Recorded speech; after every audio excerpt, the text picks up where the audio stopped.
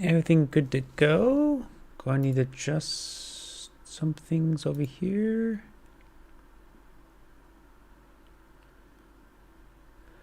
Nope, come on now. Let me see the live stream on YouTube so I can make sure everything's working.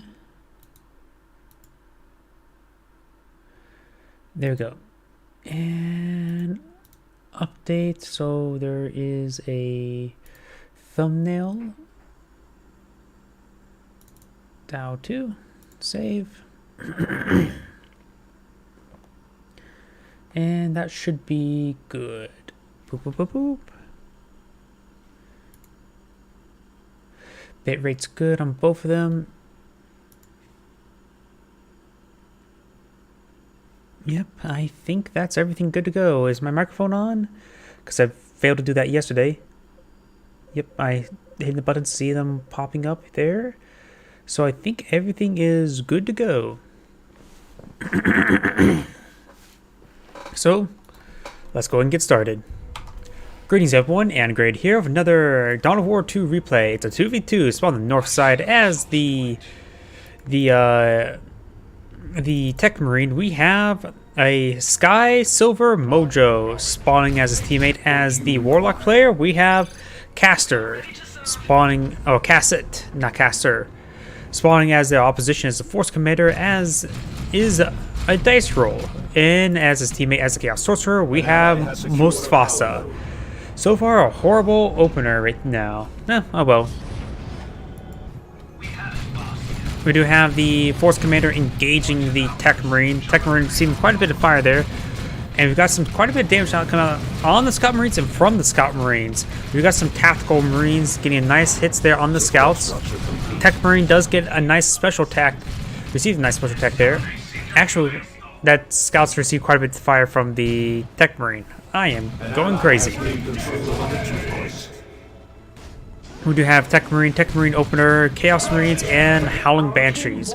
So pretty standard openers by all players. Though none of them are deploying out second squads, we may see some early power drainers from literally everybody. So overall, pretty much standard. Does inside the Orc structure. Adding warp generator. There may have been some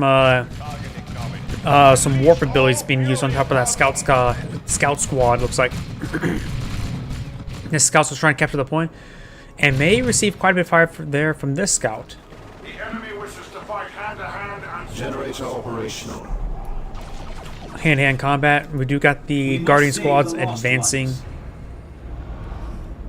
They do force back this Heretic squad. We do got a Havoc being deployed on out. He is the Sorcerer, so that's Stealth Rituals, which is not exactly the greatest. I think it's the weakest out of the three of the rituals, in my opinion. But he does have some pretty good Chaos Shrines. It actually is a turret, per se. Though the Corn one's pretty good with spawning out temporary Bloodletters. I'm not exactly sure how those two compare in damage. I think the Zinch one actually may be a bit better in damage-wise, but of course, temporary Bloodletters are quite resilient, as they're free and have actual health, so they can be good for frontline purposes. We've got a Sniper.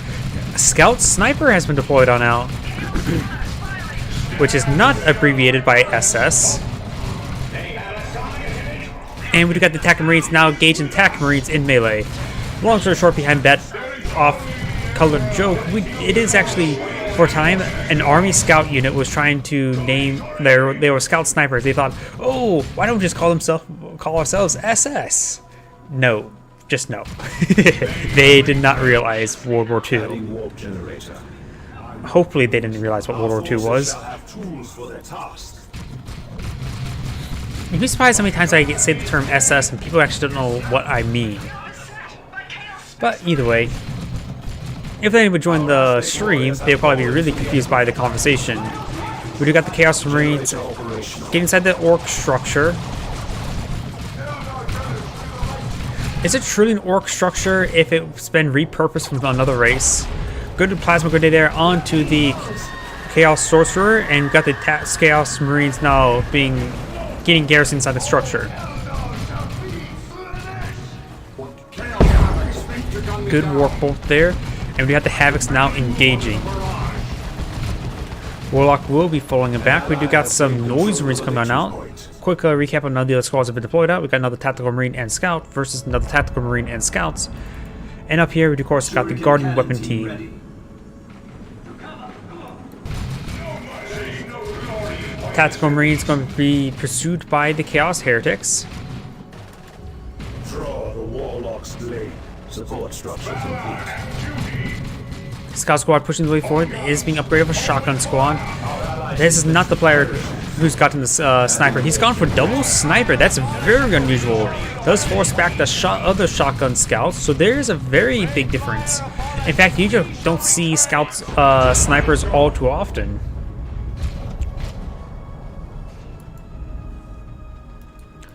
Warlock has been upgraded with the Merciless Witch Blade, which grants energy drain every strike, and also increases range attack power, causes knockback to range attacks. Guardian Squads engaging Noise Marines are destroying these power generators. Very nice. One power generator for each player. The Guardian Weapon Team is out of range, out of radius.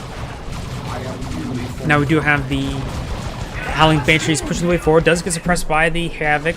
Nice plasma grenade on the Havoc. Ooh, that was a great grenade.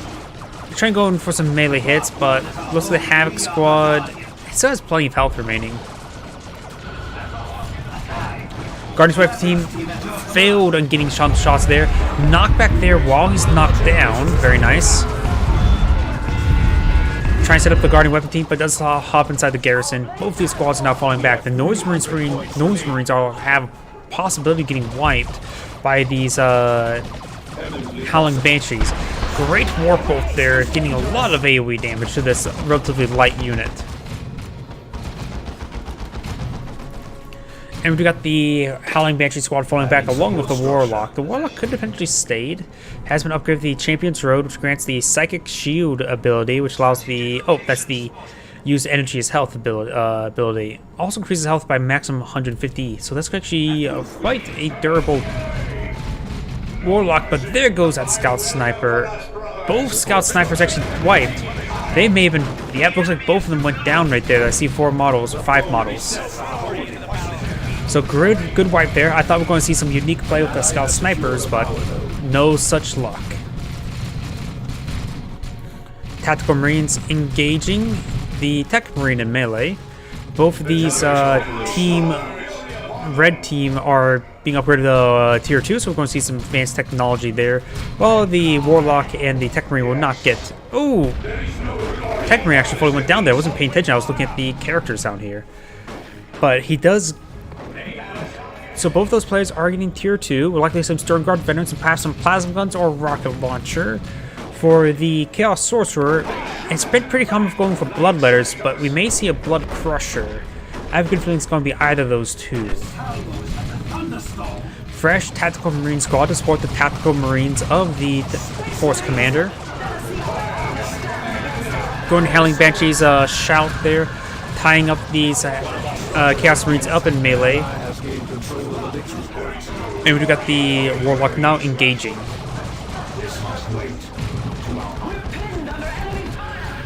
Over here, we do got the power generator does get deactivated, but he's supposed to go and capture it fully for himself. There is a power generator here, but it's not upgraded. While this one is upgraded by the Force Commander and the Sorcerer. Plasma Grenade thrown. Another great Plasma Grenade there. Deja vu. Fortune's tide recedes from us. Warp Bolts do fly on, getting some great damage there. Chaos Sorcerer has been upgraded with the Sigil of the Rift. Grants the Warp Rift ability, transporting infantry units, allied or enemy, to one point or another. So it does have the teleport ability, both hidden for him and its opponent. So potentially he could rush. There's a shield or armor that does self-teleport as well. He could teleport in, grab a couple units, and then teleport them to his own teams to annihilate those forces. I can see a very powerful combo right there. Warlock players getting tier 2. Be the last of the players getting tier 2. Node deactivated. Shall we We do got Havoc's now pushing his way forward, suppressing these forces. Guardian's trying to get some good suppression in as well. And he will be hitting, yeah, he will be hitting the Havoc team. With himself being suppressed, it'd be hard to suppress his opponent. Some people thought there said bloodletters. Oh no, that's a teleport ability. Oh, it's not a teleport around himself, it's teleport. Wait. Does it teleport back? Apparently that teleports back. And apparently it's also a cast, not a AoE around himself teleport. Noise Blaster sieging the point, but not. Team Blue has very little tickets remaining. They're down half the opponent tickets compared to their opponent. We do have these Tactical Marines falling on back. No Sergeant upgrades on either of them. We do got Stern Guard veterans on one of the squads. And we got a Devastator Marine being deployed out, likely going to be eyeing for some las cannons eventually. Good hit there on the Warlock.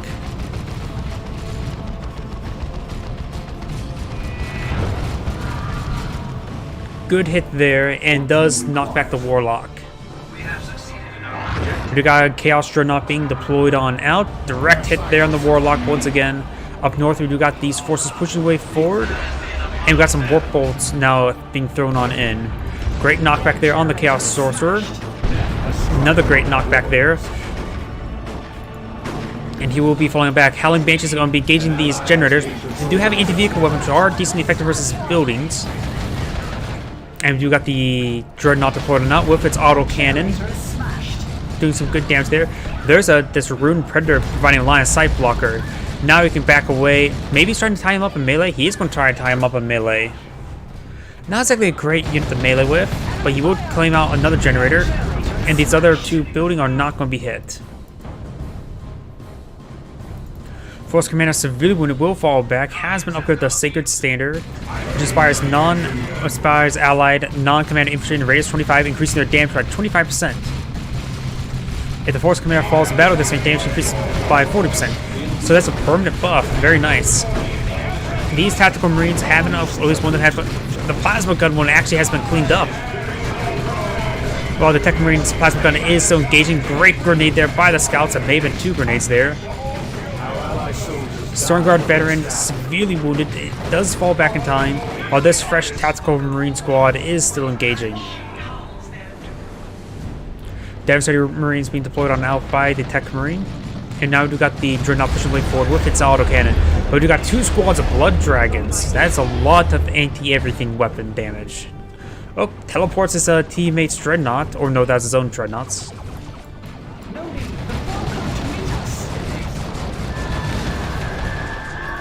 Warlock does fall, get knocked down. Blood Dragons are advancing. And the Chaos Sorcerer is severely wounded, down to 16 health. Will escape on out of there.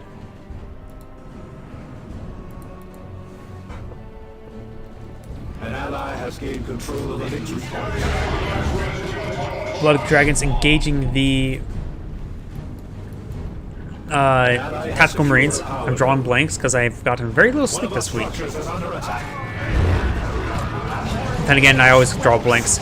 Grid hit there on the Howling Banshees.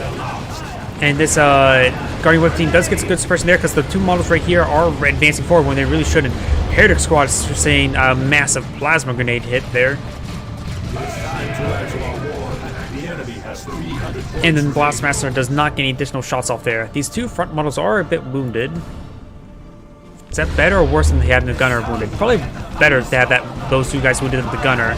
So just have to worry about resetting it up, and so he continues to engage. Plasma Gun annihilates that Blood Dragon. Direct hit. Chaos Sorcerer advancing. Annihilates the Guardian Squad as well. That is no more repairs, so you may want to eye for units that don't require repairs, such as Wraith Guard. Wraith Guard doesn't require repairs, right? The enemy is claiming a victory. I think so. We do have these scouts engaging. Does take out one of the generators there. Very nice. Autocannons advancing. And you got the tactical marines here, the chaos marines here. Had not even upgraded the general damage upgrade. As it was fated. Good hits there on top of those scouts. Asking his teammate to eye for the VPs. The central VP is being captured up by Red by a Havoc squad or Devastator Marine.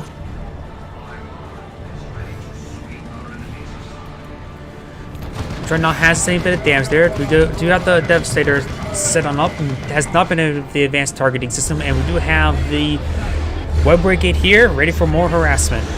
The destruction is complete. Does deactivate to that point. Maybe he's going to either destruction the generators entirely. He is using a Zinch ritual, and we've got the teleport forward or away, or generally that direction.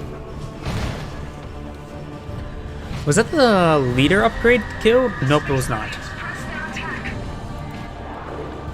Blastmaster firing, getting good hit there. And we got the Guardian Weapon team now load up in the garrison. The Warlock, it doesn't have a whole lot remaining. He may have one eye just teching up. Maybe got his own D-cannon. I'm not so sure what he should get. Replacing his Howling Banshees now. And we've got the Chaos Marines who captured up some points. And we've got all these forces still flowing back. Is that a Plasma Cannon Devastator? No, that's just a regular Devastator. Stormguard Veteran does use the Shao-Not Tactical Advance Amine. We do have these Scout Squads eyeing for perhaps some pair of grenades. Current load of armor-piercing rounds. We got the marked target there by the Tech Marine. And the Force Commander has upgraded the Chain Sword and Storm Shield. And he is getting hit quite a bit. Blood Dragons come in once again. They need to find that webway. Good hits there on the Blood Dragons. Are they Blood Dragons or Fire Dragons? I just realized something. They're Fire Dragons. Why am I saying Blood Dragon? Maybe I'm thinking War Game? Oh. What ability was that? We got Warp Throw. That was the Warp Throw ability. Devastators are falling on back.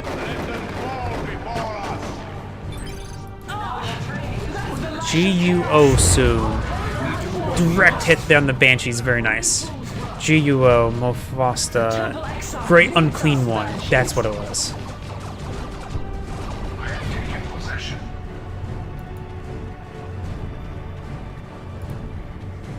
We do got the Venerable Dreadnought charging on forward, getting some good knockdown there onto the Force Commander and Stormguard veterans. Multiple frags on the retreat path does get a severe amount of damage and does get to the models as well. The rest of the Tactical Marines are now falling back. We got another Dreadnought being deployed out and out by this time by the Force Commander.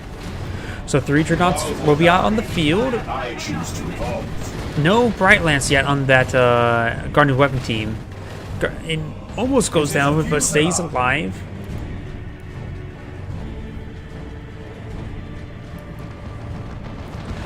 We do got the Dreadnought advancing, being upgraded to the Dark Age of Technology. As the Chaos Dreadnought was being upgraded with the Mark of Khorne for Power Claws, but he does not get it off in time.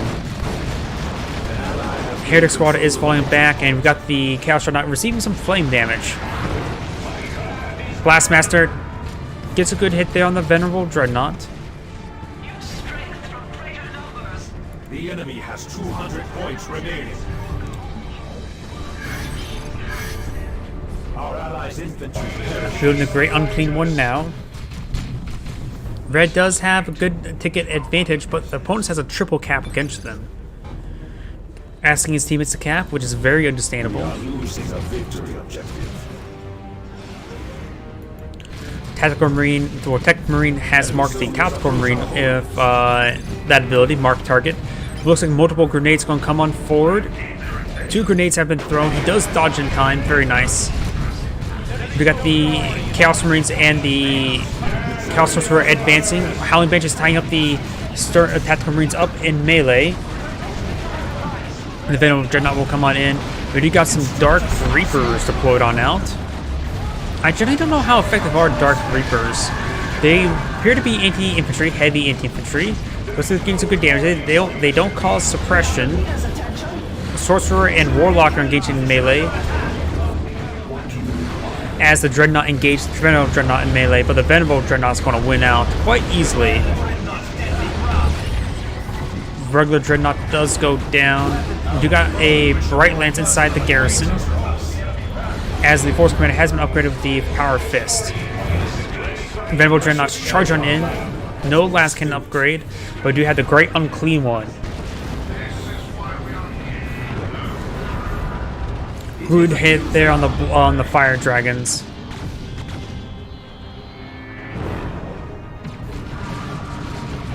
Does roll a miss there on the Warlock. Does vomit on top of Bright Lance. Very nice. Now the Great Unclean One has no real opposition. Does actually do a grab there. And takes the full kill there on the Bright Lance. He has no opposition at the moment. Their opponents do have a fresh guarding weapon team. Probably going to be upgraded with Bright Lance. Devastator Marine has been upgraded with Las Cannon. Asking for support to engage the central VP. Webway Gates pops out some Blastmaster. It shall be done. It's a little bit too late. That Webway Gate was very, very well placed.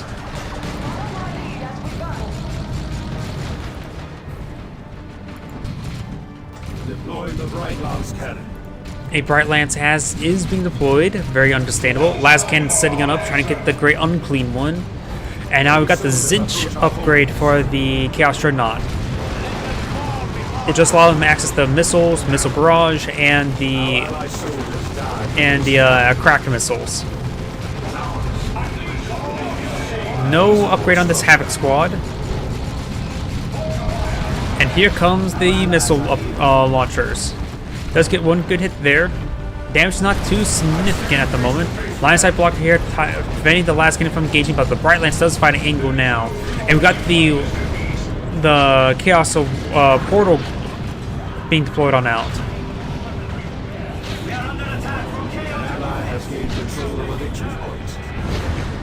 Venerable Dreadnought has received quite a bit of fire there.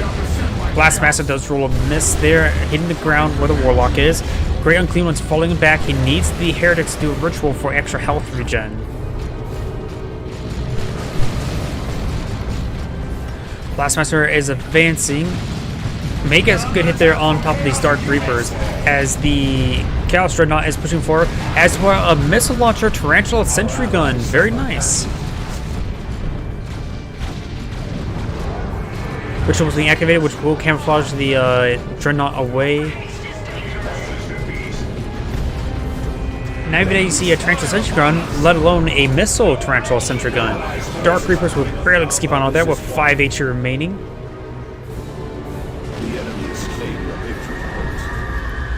Still no repairs onto the Chaos Dreadnought. And the Chaos Dreadnought does go down to the Tarantula Sentry Gun, but we do have the Chaos, the Chain Axe Marker Corps and Chaos Marines. They could use the Sergeant upgrade, which does allow them to get a Melt-Up pistol go along with them. And it doesn't look like I think it has a general damage upgrade either. You got the hero going down.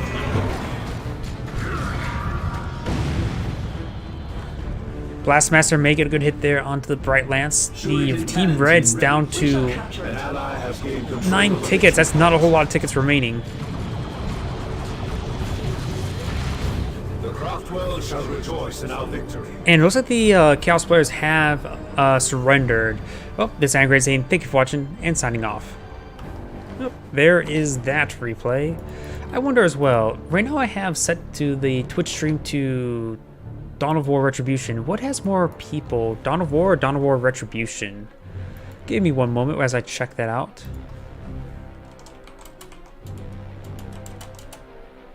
Something I thought about while casting.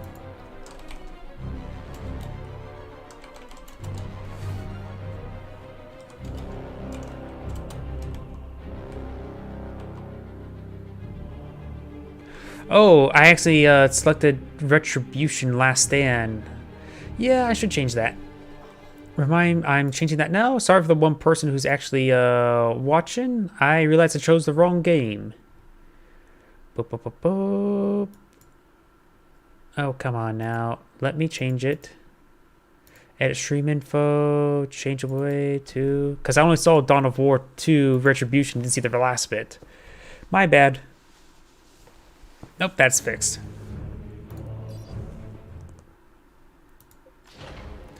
Game history. And let's go ahead and cast the next replay.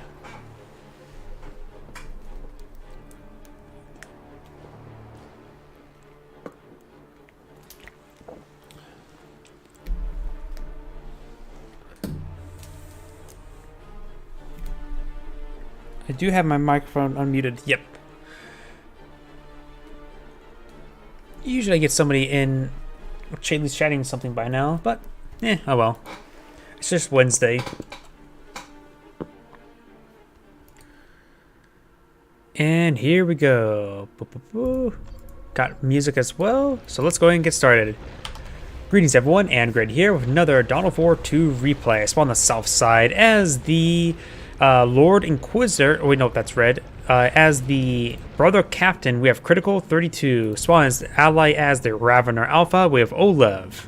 Which is not Olaf, but Olev. Spawning as the Warlock player, we have a foreign name. And as his teammate as the Lord Inquisitor, we have Sky Silver Mojo. Looks like the Ravener Alpha is going in deep. Trying to get some early requisition stolen from his opponent. Katie, that's a strategic point for us. Wait. Why has the Inquisitor not deployed anything? Allies have captured a requisition point. That's a critical Okay. spot, no doubt. This could be interesting.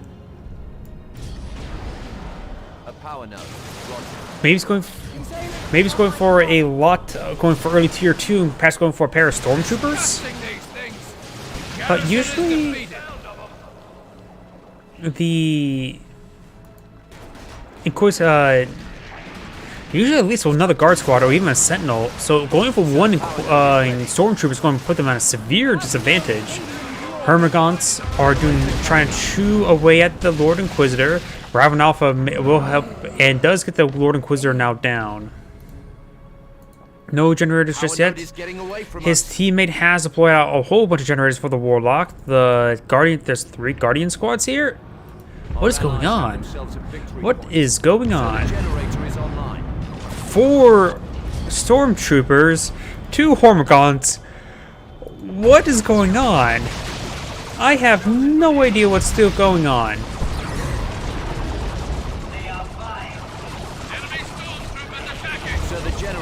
This is either going to be a really stupid replay or a really good replay. Let's find out.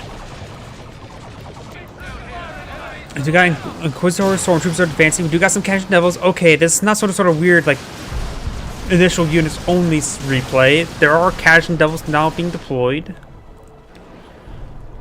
Generator under attack. He's blobbing up his Inquisitor Stormtroopers. Maybe a good idea to deploy out a mortar team. And I take it back. Cash and Devils with grenade launcher ability, they did quite good work there as well. And ooh, what was that ability? The Warlock got a nice cast there. Cash and Devils will need to fall back. Gets a nice knockback there. So the Cash and Devils has seen quite a bit of fire. Over here, Guardians coming to support these forces, or hit these forces. One frag grenade thrown on top of the Warlock, a little bit overkill. Plasma grenades on the Guardian squads could be very, very useful. Does throw some plasma grenades on their tree path, release one, getting some good damage there. He may get a squad wipe here. No, he does not, with 3 models with 8 health remaining. That's not a whole lot of health for any of the models, let alone one.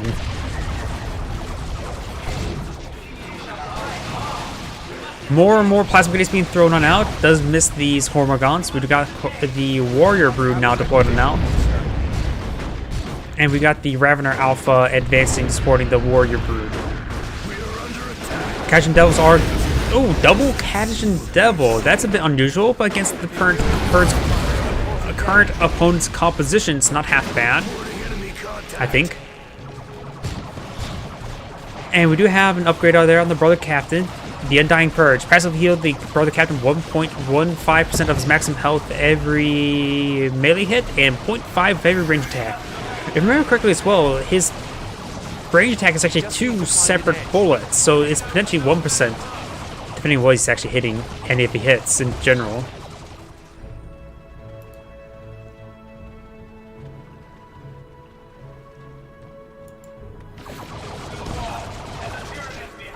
Inquisitor is being revived, very nice, and the Warlock has been upgraded with the Immolator, great grenade launcher ability there. The Immolator ability improves Witch Raid, causes targets to burst into flames, doing 5 piercing every 5 seconds if they're melee hit, and also grants the Immolate ability, which is basically an incendiary grenade. Generators are getting hit. Generator coming up. Hormagaunts are just chewing away against a generator. Not exactly the greatest.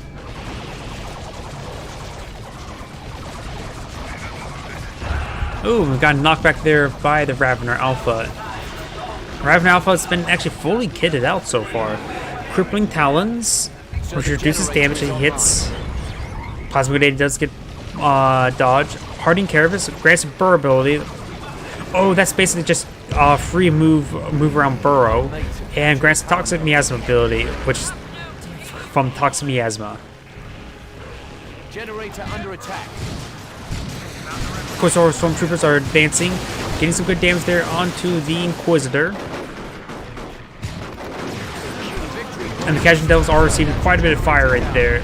Got some good knockbacks there by the Khajiit Devils. Their Khajiit Devils are a bit low in health, or not health, energy. Brother Captain could go down. He's not hitting the Brother Captain. Does get the Brother Captain there. Another good grenade launcher ability, but does receive some grenades in return. There's actually 3 Khajiit Devils having deployed, and not 1 heavy weapons team. What is going on this game? I have no idea what's going on this game. These loadouts are absurd, I believe. 2 of the players are now being upgraded to tier 2. We do have the Warlock and the Brother Captain. And there's the Burrow ability. I really do like that ability. It seems like a really, really fun ability. And watch. Say hi. Heavy weapons team will get overwhelmed. Luckily there's 1 model remaining, or 2 models remaining. Severely wounded. Inquisitor Stormtroopers are engaging the Inquisitor, getting quite a bit of damage there, but Guardians are now sprinting on forward. Khajiit Devils do fire their grenades. Just a lot of DACA coming out now by the Eldari player.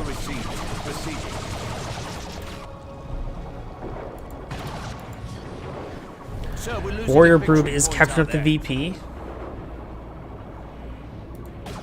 And this point is actually being activated and does get deactivated there.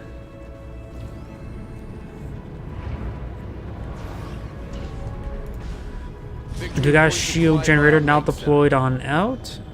Looks like the Lord Inquisitor is being upgraded to tier 2 as well.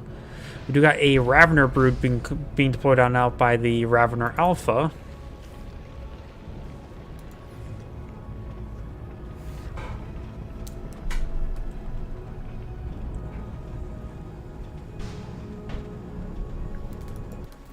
We do got Khajiit Devils now advancing.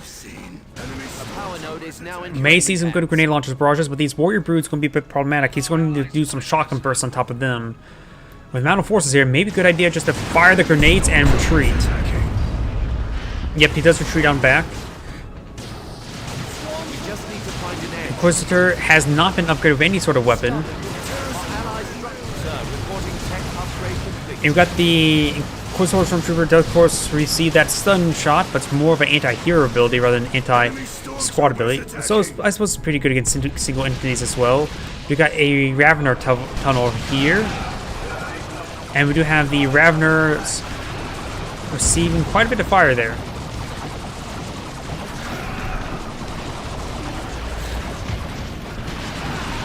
Ravener Alpha will fall back. And good knockbacks there.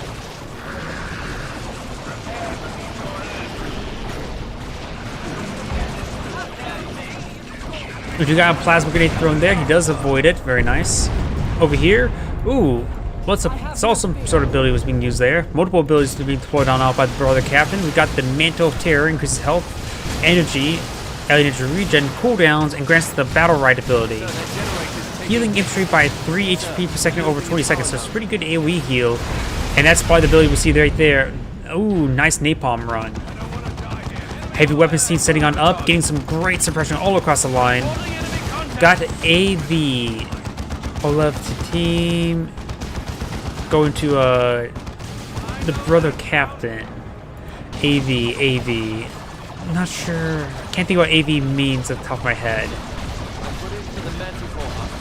Armored vehicle, maybe? Power node will be decrewed. This power node is supported by synapse generators and 1 regular power generator. Those destroy that cover. And heavy weapons team is trying to eye this heavy cover. Very nice.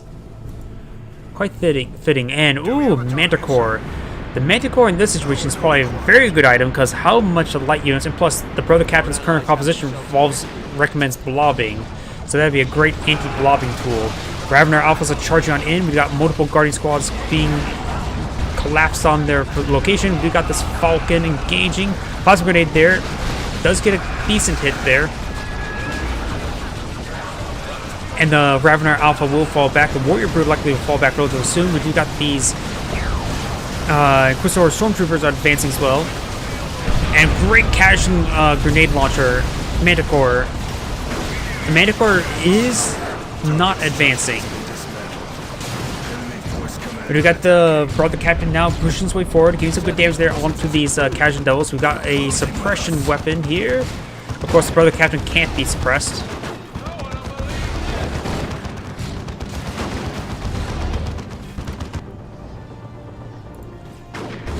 Ooh, Vindicare Assassin has been deployed on out. On the right side, Generators was decrewed and was actually being captured up by the team north side. Guardians are getting some good damage in, but it's probably going to get overrun. We've got some Venom cannons engaging the Falcon. The Falcon has not activated shield generator just yet. And the Warrior Bird has been upgraded to anti-vehicle weapons. Looks like all of these squads are falling back. He does have all of his Guardian squads still alive. I see one squad retreating. Maybe there's some guys inside the Falcon. We've got the Inquisitor Stormtroopers are advancing, but will receive suppressive fire by the Devastator or the heavy weapons team. Good knockback there on the Khajiit Devils. Khajiit Devils getting some good damage in. The heavy weapons team does read targets, losing suppression there. Manticore needs to start guiding for a missile barrage here. This will be a great time for the missile barrage. Looks like Ravener Alpha has been revived by the brother captain.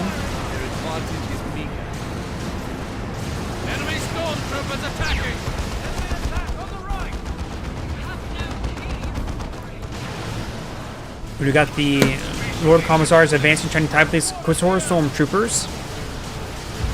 She will tie up one, but she will be falling them back. Manticore barrage onto the brother captain. That was. So we've lost the vehicle. Vindicare. Oh, Vindicare Assassin takes out the Manticore.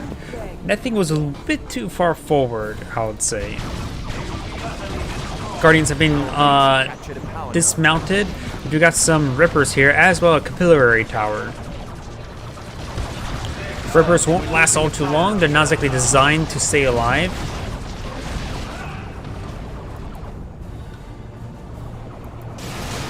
Warlock advancing. Has been upgraded with the Warp Throw upgrade, and there's the Immolate ability.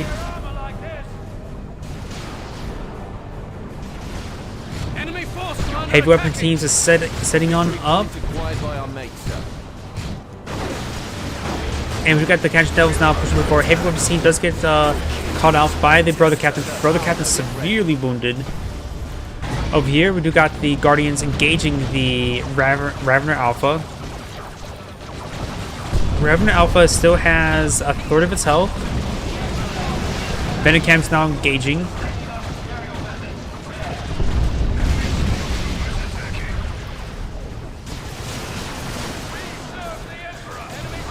Got a good knockback there by the Lord Inquisitor with a special attack.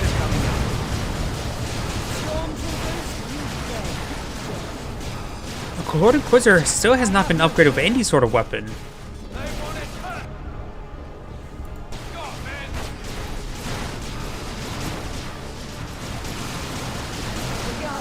infantry will go down there. Allies have captured a requisition. More generators have been deployed on out, eyeing for some more, well, energy, of course. Under attack. The generators now receiving some fire. Devastator and Catch Devils need to respond to it. Guardians are getting overwhelmed, and the Falcons severely wounded thanks to that Venom Brood. Multiple hits there. One of the Venom Broods to go down has the Synapse upgrade.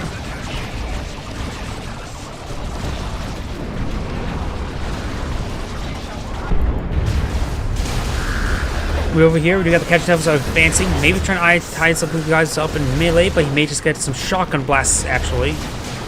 Looks like time to tie up the Vindicator Assassin in melee. Does force back the Vindicator Assassin. Vindicator Assassin's pretty healthy, so not likely to get a squad wipe. And a Catch Devil may actually go down. There's a lot of Stormtroopers here. He needs a Lehman Russ with Executioner Cannon. So that generator's taking hits. Catch Devil will Won't be long, stay sir. alive. We're losing a requisition point. Over here, it looks like the Venom Brood does get still alive there. Does nice get a warp throw there. Immolate ability was utilized. Ravener Alpha or Ravener Squad does get a nice flank there, trying to type some of these Guardians up in melee. But got the Venom Brood still engaging the Falcon. I just believe in my opinion, Venom Brood is just a little bit weak. If they're more of a general anti-everything, they would be a bit more reasonable. But right now they're just anti-vehicle and they're not that great. Load is ready. Bane Wolf has been deployed on out. Bane Wolf with the special vehicle by the Lord Inquisitor spews out either toxic or acid or venom. One of the two. Or three.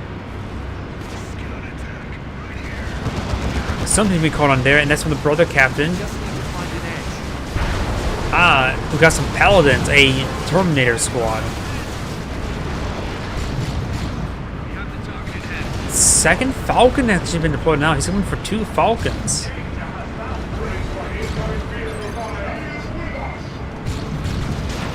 He's using a transport bug? What's a transport bug? Enemy stormtroopers attacking! Good hits there.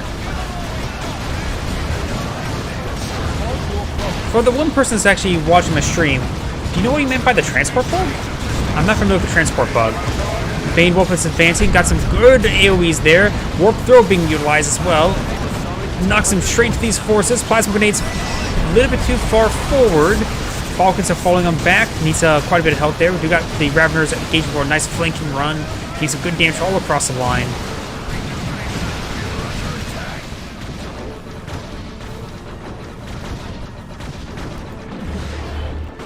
A victory point is And we do got the Paladins receiving enough of the fire. He has the Sergeant upgrade there on the Casual Devil.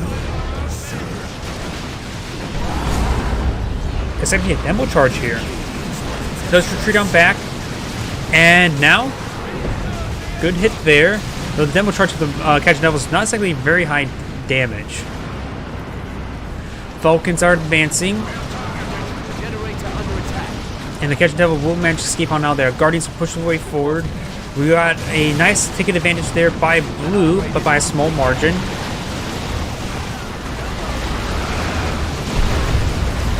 Good hits there. We do got something being called on in. Warp Throw again. And use mid-blade ability, which is a bit of a bad combo.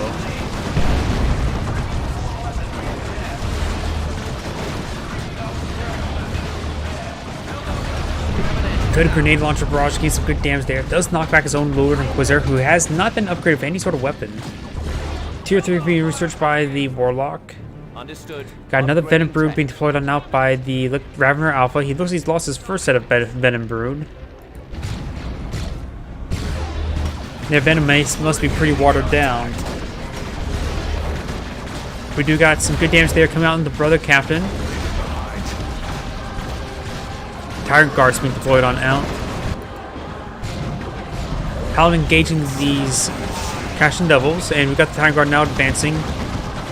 Not a whole lot of anti-vehicle weapons for the Team Blue side, but there's a lot of chip damage coming out onto it.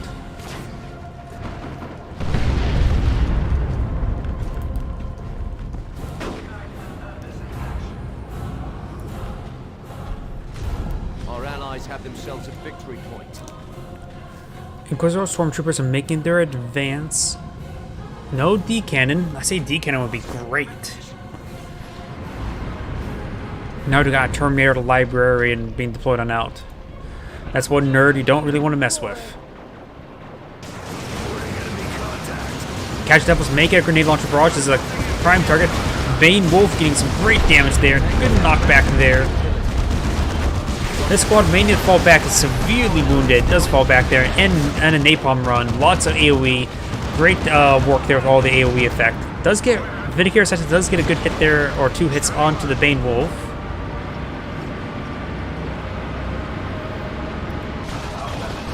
We do have the Warrior Brood now pushing the way forward. We got, and of course it's upgraded the anti-vehicle melee. Raveners have been upgraded to the anti-infantry melee. They have 100 points, sir. Good damage there. Sir, our advantage is slight. Terminators, can we do this? Terminator and Paladin spread advancing has been upgraded to the Liber Demonicus, which does grant the Holy Ground ability, which grants the buffs and speed of allied infantry units and debuffs enemy speeds in target area. Lord Inquisitor does go down quite easily. And we do have a Carnifex being deployed now by the Ravener Alpha. Falcon's still engaging at long range. Paladins are quite a durable unit, but Falcons are quite mobile. That must be the movement speed ability.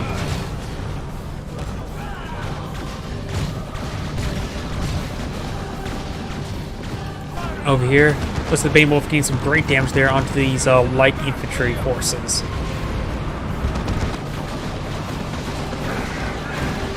Paladins are now falling on back.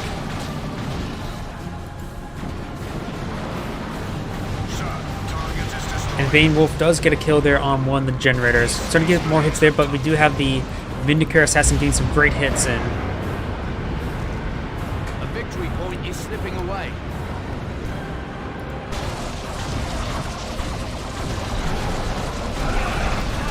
Good hits there.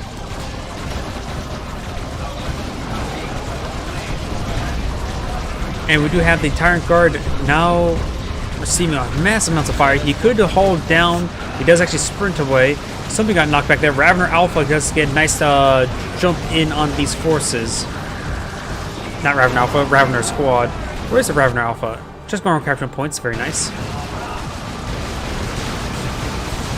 And Inquisitor Stormtroopers are making their advance. Looks like the Falcons will force them back. Try to go for the Warp Foe, doesn't get any models there, and the Warrior Brood is now advancing. Carnifex being pushing forward, being upgraded to Venom Cannon, so he's going to go for the anti-vehicle Carnifex.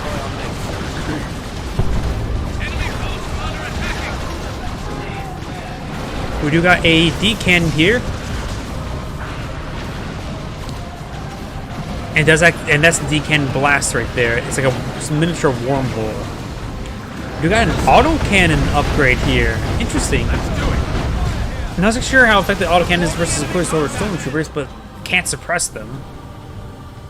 Sir, we're losing a victory point. Our allies have a short victory point.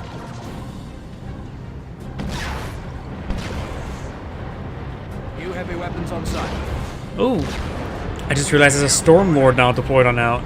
He needs an Imperial Guard squad, just repairs right now.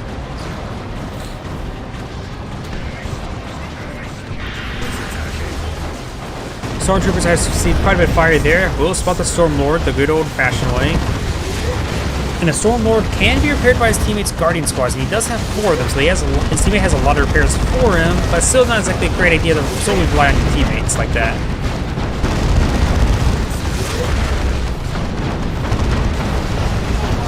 He does not get the capture there. Inquisitor Stormtroopers trying to make their advance as well. Vindicator Assassin does get some hits there onto the Stormlord. And it looks like that's the D-Cannon. Nope, that's Liber Demonicus. We got the Paladins. They do have anti-vehicle melee, getting some good hits there on the rear armor. Trying to deal with them. Does throw a plasma grenade there. Stormlord needs to fall back and stay alive. Falcon does get some nice body blocks there. against the Paladin squad, which is actually very important. The Stormlord is severely wounded and will need to get back away from everything. Bioplasma getting a direct hit there.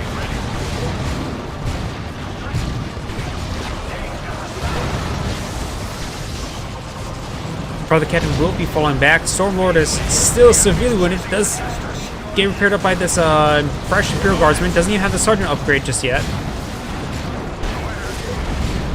There are some support weapons here. He needs to get to the far side of the base, but the Stormlord still receiving quite a bit of fire here. Stormlord does go down there.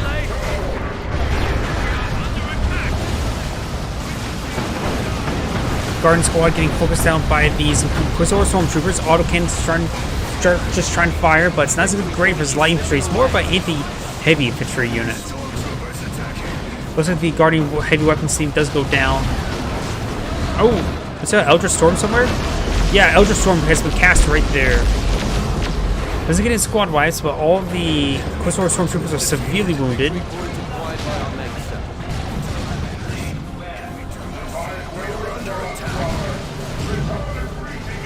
Bioplasma? Nope. Hormagaunts and Termagants. Reporting enemy contact. Paladins are making their advance. They no longer have the Sergeant upgrade. I think it has like had a Sergeant upgrade before. Guardian's weapon team is trying to engage the Vindicator Assassin, but most of the Warrior Brood will stop them.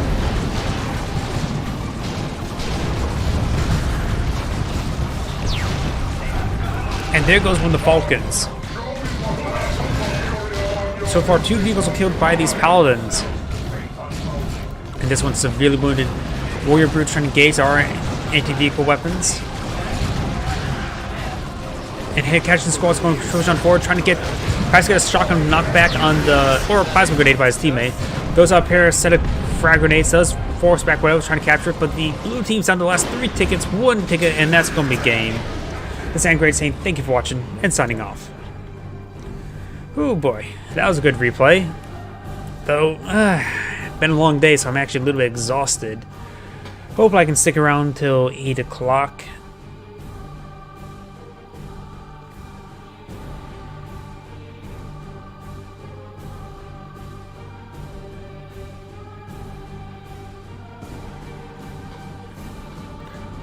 Bun, bun, bun, bun, dun, dun. Sorry, I love the Dawn of War 2 music. It's really good music. I really wish how these composers actually create such phenomenal music. It seems like all the time in a lot of these games. Hopefully Relic does not lose whoever composer makes some really good soundtracks for them. They had good soundtracks in Company Heroes 2, Dawn of War 2. Can't remember the Dawn of War 3 soundtrack. Dawn of War 3 was a real bust of a game. But I think the music was at least reasonable. Just because a game is bad doesn't mean the music can't be really good. Like Command & Conquer 4, music's excellent. And I'm not joking about that. The music's really good. I love the Nod music. And why am I still in the loading screen?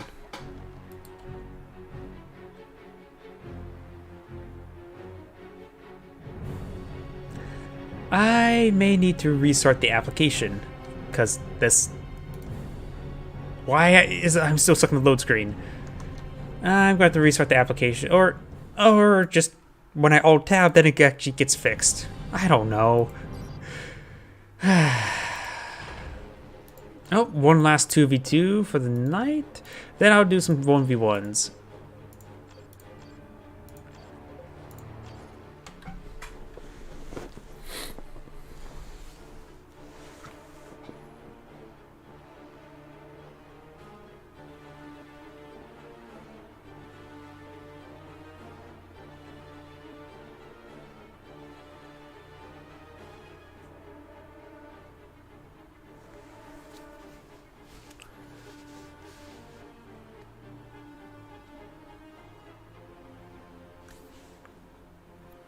Come on now. And there we go. Music's playing. Very nice. Greetings everyone, Angrade here with another Dawn of War 2 replay. I spawned on the north side as the Tech Marine. We have Kingfisher. Hopefully he's going to get some fishies. As well as teammate as the Plague Champion, we have Iconus. No, that's an E right there. Sorry, at 4K, the text is very small. No, that's a C. Iconus. And as our opponents, as the Farseer, we have a Funny Man. And his teammate as the Ravener Alpha, we have Arise. Clearly a funny man. That's a female Farseer, Eldari. We do got some Heretics being deployed now, and some Spore Mines coming up by the Ravener Alpha. That's a bit unusual.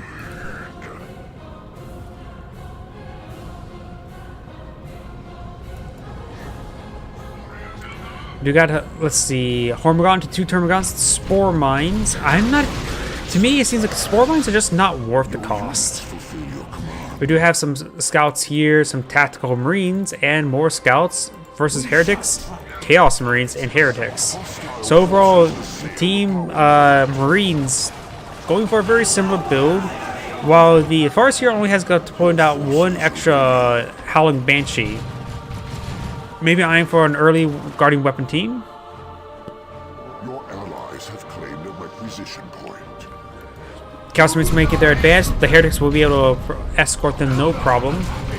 Or be the meat shields, not necessarily escort. The Chaos Marine will need to fall back relatively soon. We got a nice ritual here, very nice.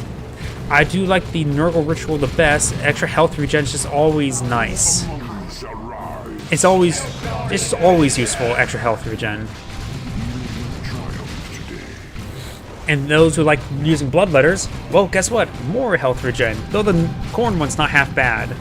Tzeentch one has its uses, but not really that many. Termagants try and be tied up in melee. And we got the Ravener Alpha trying to tie up in melee.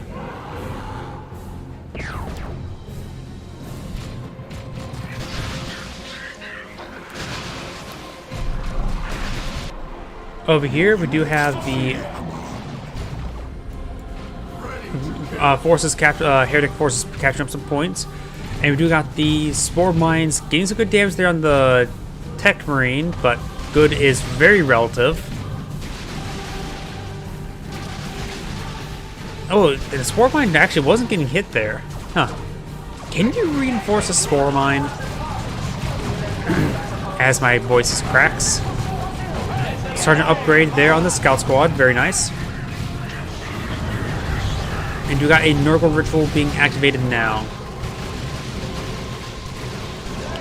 Chaos Heretics are getting slowed down a little bit, as the Ravener Alpha is trying to make a soft retreat there. We do got the Hormagaunts and Termagants. The Termagants are falling back. The Hormagaunts are trying to engage. Ravener Alpha has still 13 health remaining, so should manage to escape on out of there. But the Hormagaunts are likely to be way overwhelmed.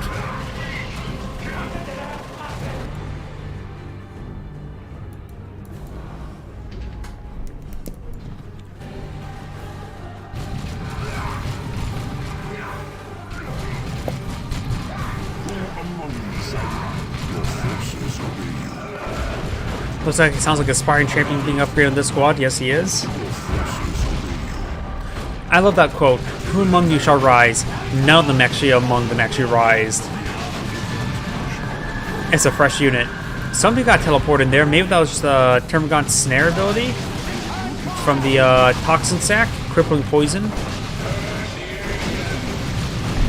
Spore Mines. Oh no, that's not Spore Mine. We've got the Warrior Brood button upgraded with the Barb Strangler. Barb Strangler is, of course, an excellent AoE suppression weapon.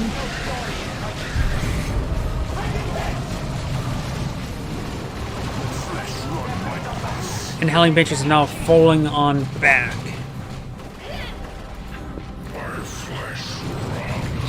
Good knockback there by the Plague on the Blood Champion. Is being upgraded with Mucus Discharge, which allows him to get some good AoE healing. Now the Dreaders are being deployed. I'm not sure if that one was destroyed. We got 2 Termagants are advancing with the Warrior Brood. The Warrior Brood's Barb Strangler is an anti-building weapon. Loosely. Not exactly super great. Great suppression there, suppressing even the shotguns, and that's one thing you want to keep back. Flamer's been deployed now. I do like the Flamer against these Termagants, that's for sure. Trying to have the Warrior Blue up in melee, very nice. That weapon is a very deadly weapon. Does drop one of the models there.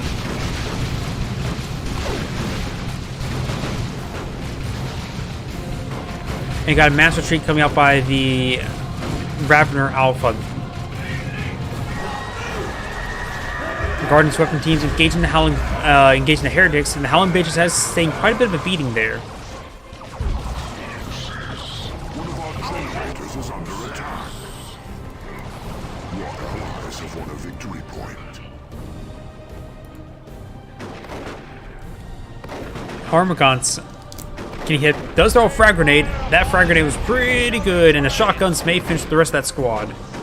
They do finish the rest of the squad.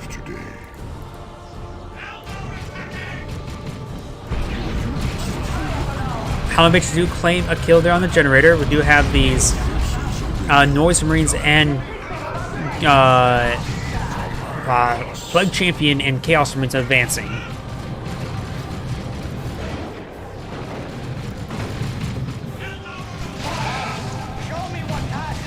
We do got some good suppression coming on out. Frag grenade is thrown. Does get some damage there. We have the Plague Champion now advancing. We do have the Chaos Heretics decapturing the requisition point, but it does get interrupted there by the Farseer. And we do got some good damage coming out on the Farseer now, getting a bit overwhelmed. Farseer will fully go down. Scout Squad making a soft retreat away. And a Flamer is advancing, trying to get some good damage there onto that power generator.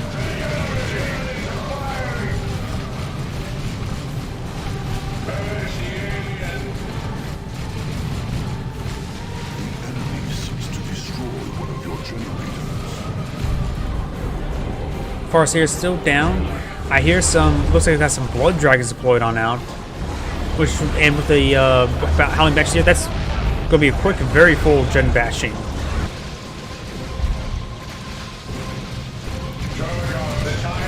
Nice suppression there from the Barb Strangler.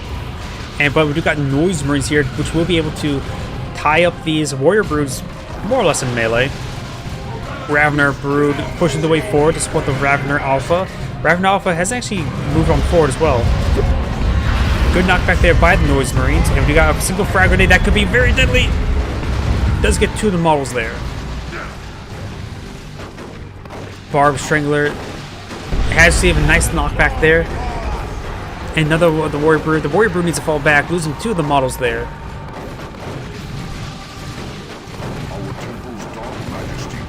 Does fall back there.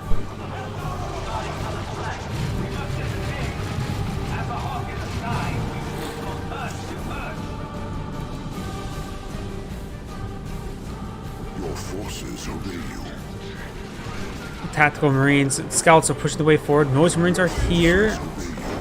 Looks just the Ravener Alpha recovering the Farseer. Very nice. A bit risky, but it was successful. Ritual being activated there, getting some very nice health regen. Does use Mucus Discharge as well. Getting those Noise Marines not full health, but at least up by a good margin. Units fulfill your command. Blood Dragons are engaging. Two Blood Dragons have been deployed.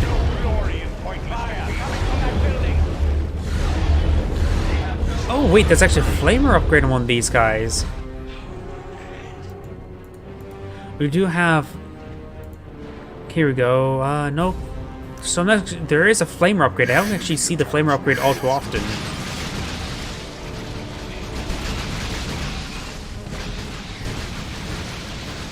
Fire Dragons are a good unit. It gives the Eldari a good range unit. That's for sure. Though the range is not too significantly great. There is a web warrior gate still up here. I wonder if he knows about it. Or is aware of one in the region. And he does spot it there, thanks to the scouting of the scout. Something's being upgraded, I believe. Looks like the Chaos Marines have been upgraded the Marcus into giving them plasma guns. Noise Marines are receiving quite a bit of fire there. Maybe now it's a good time to upgrade the Blast Cannon. Ritual being activated with no heretics remaining.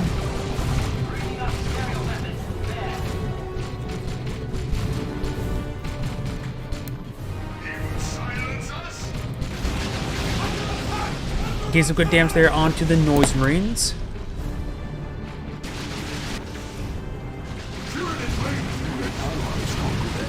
You got some Chaos Marines that are currently suppressed.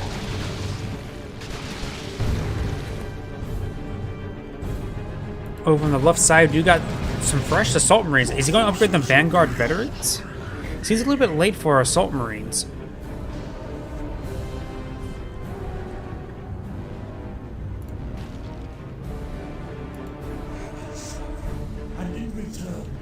We got some of these forces now advancing. Your allies have claimed Down south, of course, we got the Termagants and the Ravener Brood capturing up these points on the or left side, or middle, not really right nor left.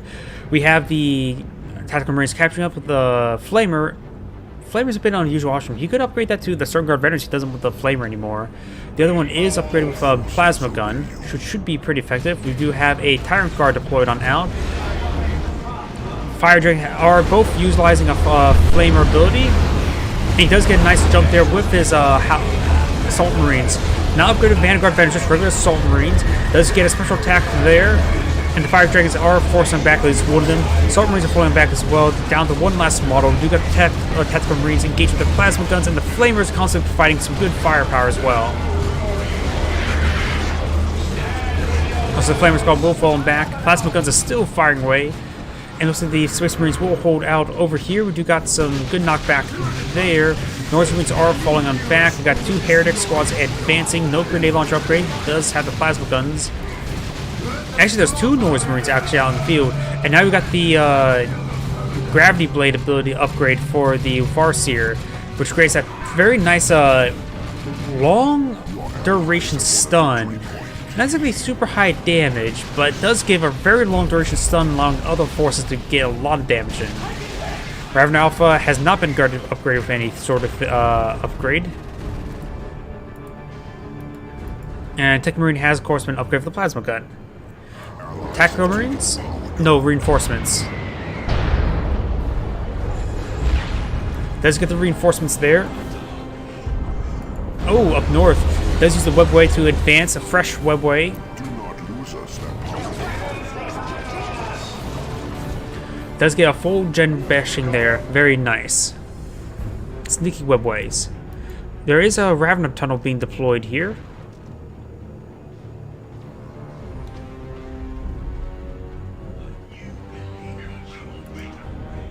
Your forces obey you. Oh, he's just hitting the drop pod. And there is a Tyrant Guard on the field, so we will need some anti-vehicle weapons. No more scouts remaining for the Tech Marine, but luckily the Tech Marine himself can repair up vehicles, so going for vehicles is still not out of the option. Your units fulfill. Got triple capture, now double capture in favor of blue. Red is down to the last 200 points. We do got a nice knockback there by the Ravener Brood. And the Tyrant Guard's now pushing its way forward. We got to jump down on top of these Termagants. It does use the Poison Sacs ability, giving a good snare on those Assault Marines. This Plasmic Squad was falling back. The Flamer Squad getting some great damage there on the Hormagants. Ravener Brood will escape on out of there. Still no effective weapon for Tyrant Guards, but we do got these two Fire Dragons now advancing, forcing back the Tactical Marines and Tech Marine. Well, this Assault Marine is going to advance forward. Maybe eye for a VP. And no, the VPs are both in their patrol over here. And you probably won't get any generators. This one is being built.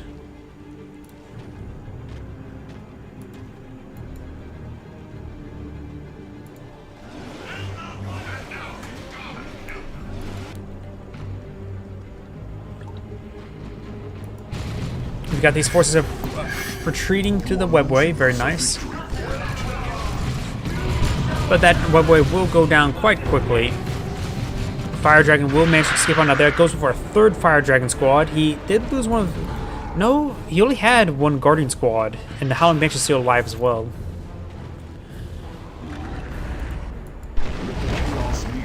Most spot that are in our tunnel, it will be picked off.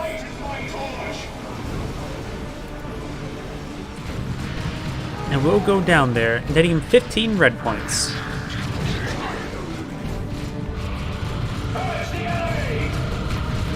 Generators are getting hit by the Noise Marines. Only one Noise Marines in the area. He fully lost one squads earlier. Capillary Tower has been deployed out. You got quite a bit of damage coming on these forces. I think the blue team will need to fall back relatively soon, but the Flamer on the Tactical Marines getting some great damage there. And the Plague Cloud's being deployed now. Then maybe a squad wipe on one of the Hormagaunts. That Plague Cloud's like really deadly versus the Hormagaunts and Termagants. And the Hive Tyrant, Tyrant Guard does go down. Looks like he is Termagants do survive. His Hormagaun is dead at one point of the game. Blood Dragon's getting another gen bashing. Lots of gen bashing coming out by the red team, especially by the Eldari player. These Blood Dragons are just designed for gen bashing sometimes, especially with the webway gates. Farseer sprinting away. Currently being upgraded with the Ruined Armor, which their armor's not ruined. And it looks like the Chaos Marines will be falling back. So is the Space Marines and Heretic Squad as well. Making some good damage there on the Heretic Squad on the retreat path, but not going to be anything too significant. Your units fulfill your command.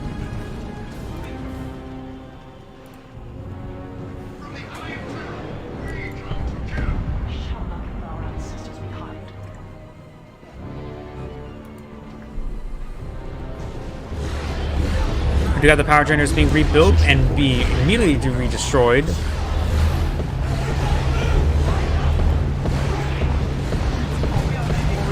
What ability was that? That's probably the Rune Armor.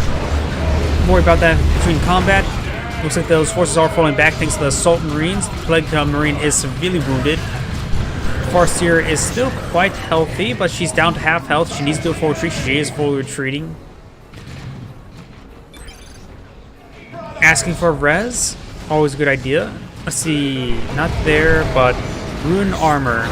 Good hit, jump on there, top of the Ravener Brood. And the Termagants will fall back. Rune Armor increases health and energy by 125. That's a lot of energy. And regen grants the Psychic Storm ability, which is probably what we saw right there, which deals 6 melee damage. And 18 courage damage every 0.5 seconds to enemy infantry within a radius of 10 for 7 seconds. Farseer takes 20% damage while channeling. It is a channel ability. And be upgrading the Runes of Reaping.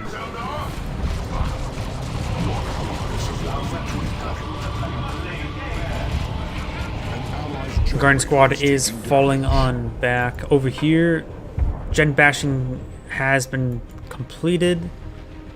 These generators have been unbashed the entire game. And try to go for some more gen bashing there.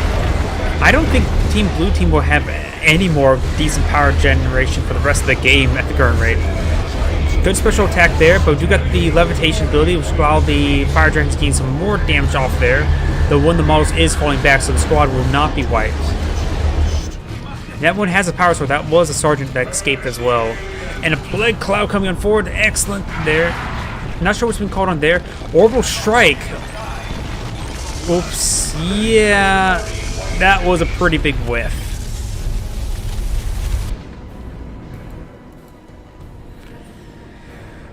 Yep, if he would have actually got that, those Blood Dragons were so wounded, they would have been annihilated. But he was unable to get that, so that could have been a game-winning move if he'd done that. Now the game's still contested.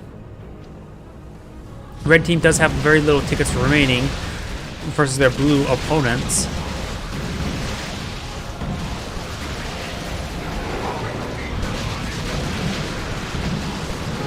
And we got some good damage there on the Tech Marines. The Tech Marines are falling back. Does teleport, jumps in the top of the Flame Marines.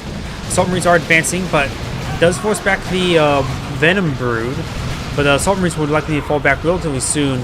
This Warrior Brood will be falling back as well. That's the AoE Suppression Barb Strangler ones. Guardian Squad will be falling back. Termagants and Ravener Alpha will be severely outgunned, and that's a great weapon. The Noise Marines, of course, very effective versus Termagants.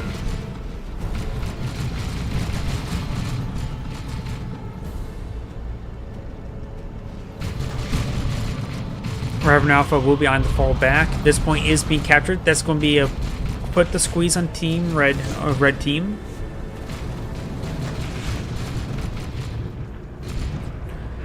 Chaos Marine's been deployed and out. Unusual option at this point in the game. Maybe just wants more frontline. He could be going for chain axes or just more plasma guns. Oh, here comes the Psychic Storm ability there, getting some great damage across the line. And the Heretic Squad may in fact go down. Yep, a Heretic Squad does go down that mix. Another Noise Marines being deployed on out. Maybe some Noise of Blastmasters would be really good.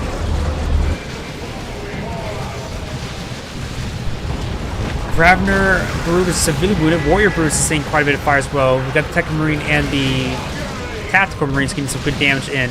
Venom Brood can't really do all too much, but the Termagants and Ravener Alpha can do some good damage here. Ravener Alpha has been upgraded for something. I'm going to wait a moment. Termagants are falling back. Ravener Alpha still getting some good damage there onto the Assault Marines. They do escape out another 3 models, but they're getting hit by the Blood Dragons. Another 2 models go down, and all of that was a full swipe there on the Assault Marines. Ravener Brood, Synapse Aura, damage. Improves damage from nearby tiered units by 25%. That's a really good upgrade there. Guardian Squad does fall back. Howling Banks is trying to charge on forward. Does get a nice shout there. Knocking back both of those Noise Marines. We've got the Levitate ability now. And, oh, he may lose his one Noise Marine here. Severely wounded. 55 health. I think that was a kill there. We do got some Space Marine Terminators deployed on out. Both the Space Marine players has seen quite a bit of beating, lost a lot of squads. They still have plenty of tickets though, but it was for a short time triple capture against them.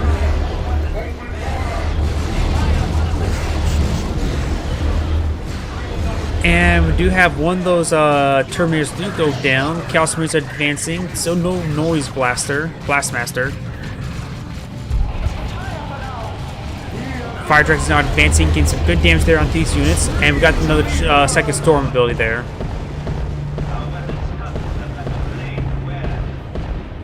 A 4th a Fire Dragon squad has been deployed on out. Noise Blastmasters would be really good against that. So would Wraithguard. I don't know why. Oh, not Wraithguard. That's he could deploy out Wraithguard. That's the Farseer. Never mind. He could go for his own set of Terminators. His teammate is rolling a Plasma Cannon Devastator. Very nice. That would be very effective versus their opponent's current composition.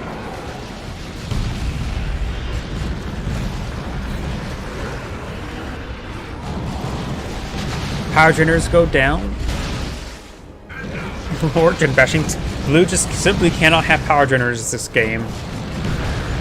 That's like the 20th Power Generator that went down this game. Flamer Marines advancing. Still no Sternguard veterans. But with the Plasma Cannon Devastator there, that will be a good weapon versus all these targets. They know about the Venom Brood, so it could just avoid blowing out vehicles while the Venom Brood. But the Venom Brood's not as great against vehicles. Blood Dragons are. I don't really hold Venom Broods too high regards in my... It just feels like they don't really do enough anti-vehicle damage. If they were more converted to like a more general damage all unit like Blood Dragons, that'd probably be a bit better for them.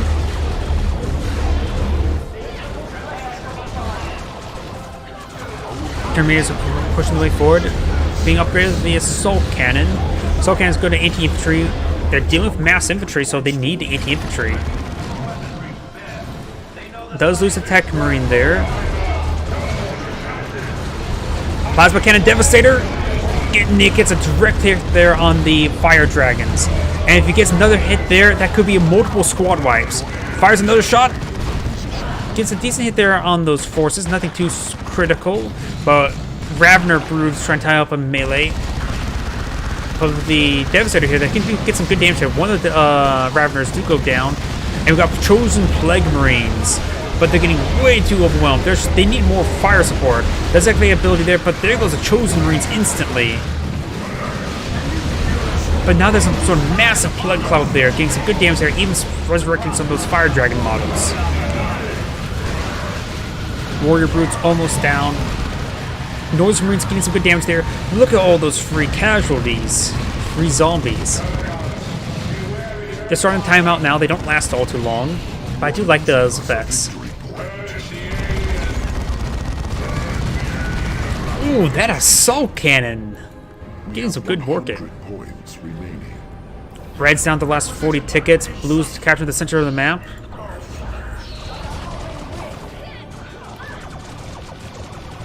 Chaos has the upper hand.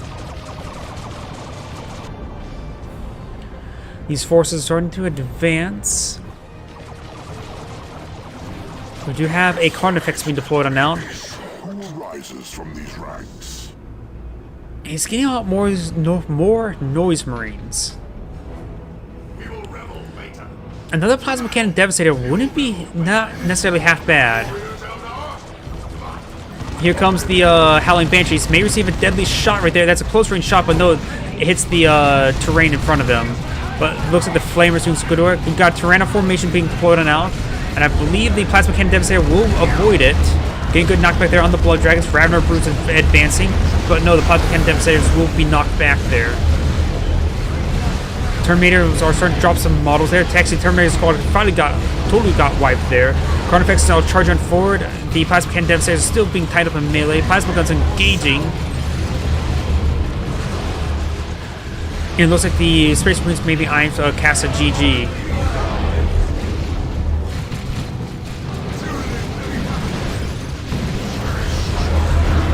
Oh, got some sort of massive knockback there. Venerable Dreadnoughts being deployed on out. The opponents don't have a whole lot of tickets left. They should just start hitting this VP over here. But it looks like they're going back out of the game.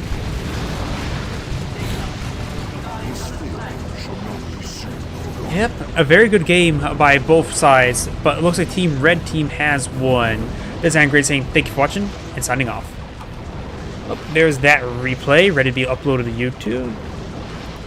And that's the last of my 2v2s. And something I realized, well, now I need to switch over to my Dawn of War 1v1 setup because it's a little differently positioned. Is my profile, my avatar too big on that one? I need to put over the joint chat. That's the wrong one. There we go. Copy, Dawn of War, paste. I forgot to put that one there. Again, with a very long load screen. I don't know why I've been getting longer load screens. Yep, and game history.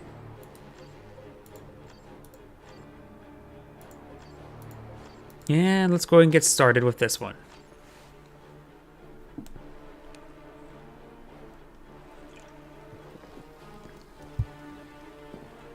Looks like I may be getting some connection issues. It looked a bit, my OBS says it was yellow for a time being. It looked like it was uploading faster than what's recommended on Twitch.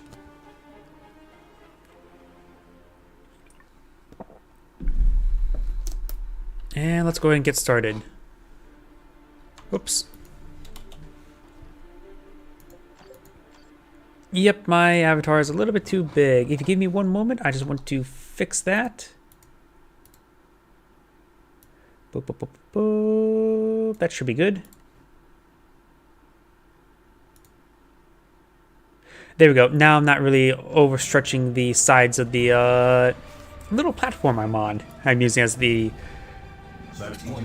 what's it called? The UI. Greetings everyone, and Grade here with another Dawn of War 2 replay. Spawn on the top side as Warp Spider Exarch, we have just Choco Bambus. Spawning as opponent as the Tech Marine, we have Sky Silver Mojo. Both the Warp Spider and the Tech Marine trying to eye for this VP.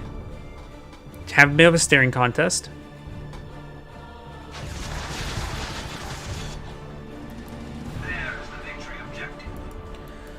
Yep, there's a victory objective. Congratulations, you found it. We are assembled. Adding support structure. Scouts captured the center of the map. Looks like a pretty standard build opener for the Warp Spider, and pretty standard build opener for the Tech Marine. Going for 2 Guardians, 2 Scouts, 1 Tech, 1 Howling Banshee. We have it, boss here. We'll be capturing the VP. This point's be captured by the Howling Banshees. Guardians are going to be supporting each other. Most squads do work better when they're in pairs. Thunderstorm. Tech Marine here. Did receive some damage there, but not so much right now. They're not fighting each other. They're just having a bit of a staring contest. Though the Tech Marine is facing the wrong direction. Granted, the best person for a staring contest is probably Chuck Norris, because he can win a staring contest against the sun. Set up an outpost here. Resetting death spinners for increased filament production. A little bit passive this game. We do have an upgrade there on the Warp Spider Exarch, the heavy gauge depth spinner.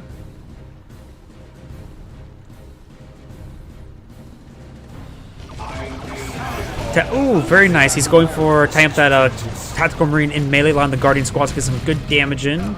Though the Warp Spider Exarch has received a bit of fire. The upgrade has been upgraded. Heavy gauge depth spinner. Tactical Marine Scouts are charging forward. We've got the squad armed shotguns. He may get a knockback there on the Guardians.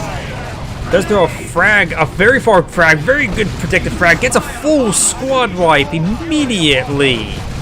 Ooh.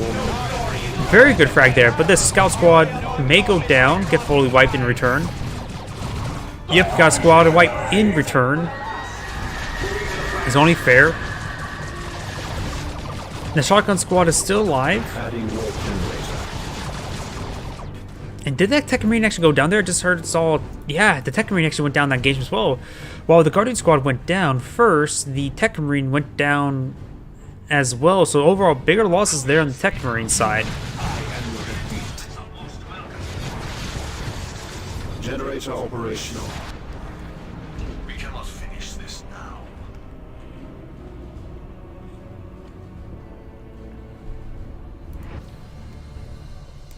It is time to add to our war panoply.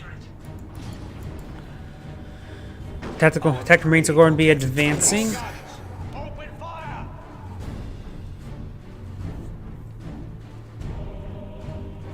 Each new Tool has its purpose.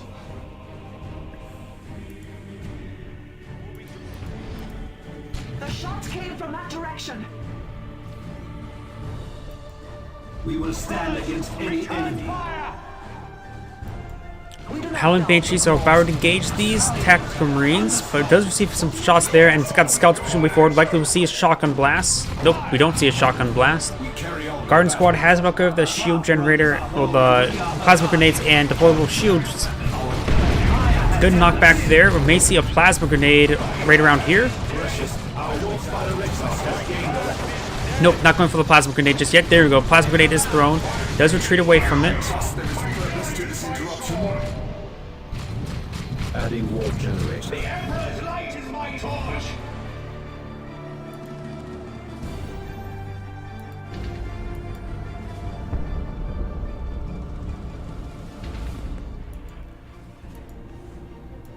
Tactical Marines course capture the central point.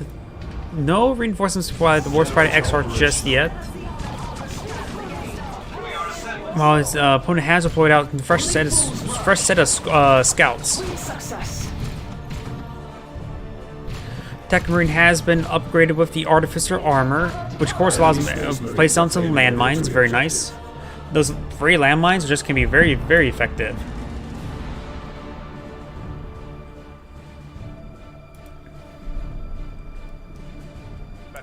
position.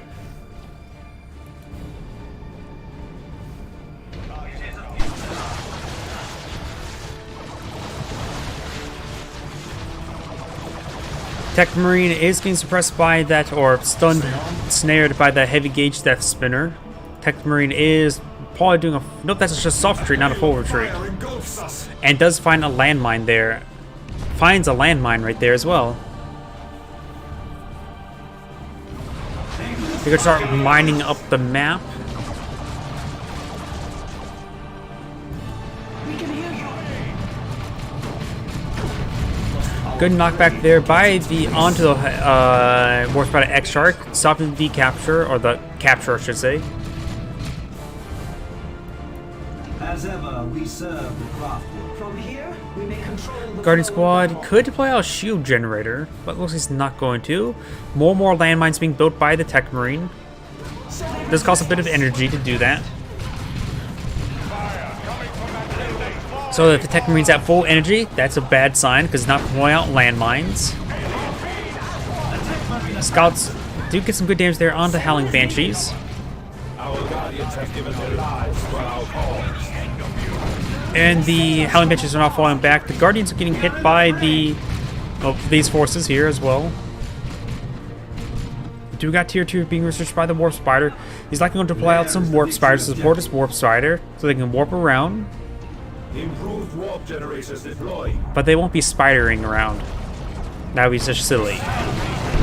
Let's get a nice knockback there onto the Guardian Squad. And he does throw a plasma grenade. Oh, he almost ran right into it.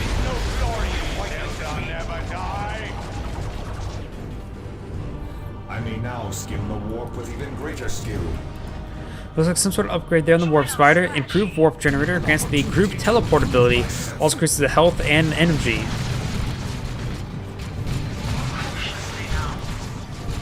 Tech Marine's going to get stunned by the Warp Spider. With Mace, yeah, he signed up the Warp Spider in melee with the Tech Marines, Tactical Marines. And to point out some more landmines right there. Prey forgets its place. I trust there is purpose to Tactical Marines do fall back, while the Tech Marine is still firing away. our howling banshees have howled. Good knockback there. Scout squads are charging forward. They both upgrade shotguns, but neither of them upgrade with sergeants. For the warlock to lead our guardians.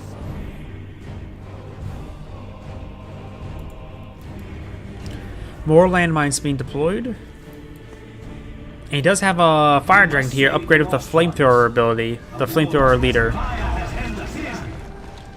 We are ready to serve.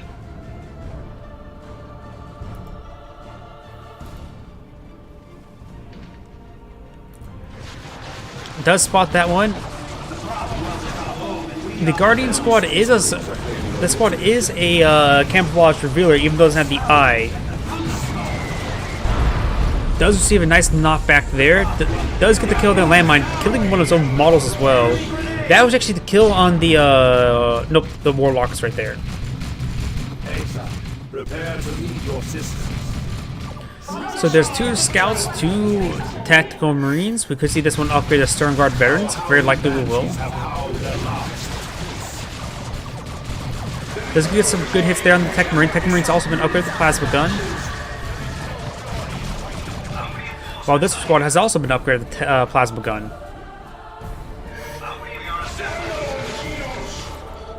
Getting some good damage there.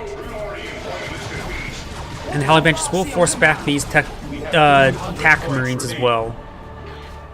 Overhaste is dangerous.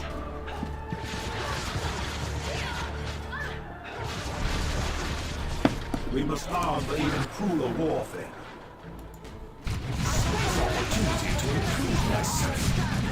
He does get that point decrewed, or powered.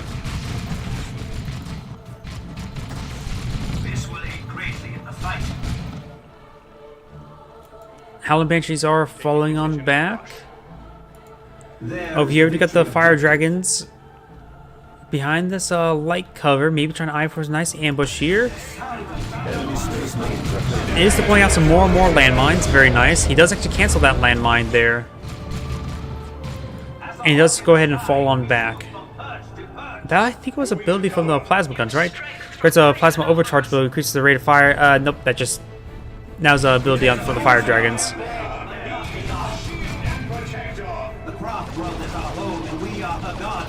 We do have these scouts capturing the point. Tech Marines laying down some more landmines, like he was playing Couple Heroes 1. Guardians getting some good damage there. The scout squad does get forced back, and does get some nice suppression there onto the Tech Marine. Tech Marine's down half his health. That may be a full retreat right there. He will try to go for flank. Will not find the landmine, though the landmine does receive a shout effect. Finds a landmine now. Warspider Exarch does get some good damage in, and guess that... Oh no, he does have a spot. That's why it's not being detonated. No, don't stop shooting. That's stop shooting. You're gonna blow himself up. That could, okay, he's backing away. Throws a plasma grenade. Does go down there. Almost blew himself up with the plasma grenade. We will do our temple honor. Fresh assault cannon being deployed on now by the Dreadnought. And the Tech Marine is receiving quite a bit of fire. Blood Dragons, of course, are effective versus Dreadnought. But we may see the Self Barrage. We will see the Self Barrage at a very good angle there.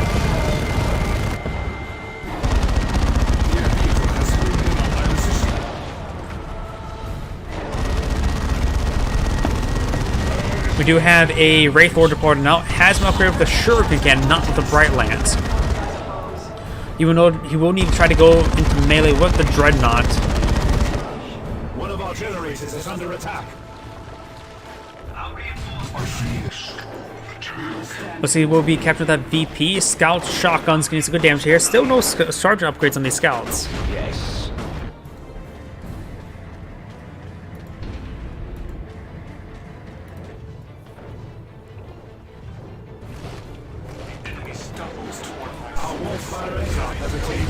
Looks like Warp Spider. I think he teleported in the Fire Dragon as well, because Warp Spider has this group teleport ability. It looks like one sergeant upgrade has been deployed. The other one has got the sergeant upgrade as well. Offer them no easy targets. We must save the lost ones.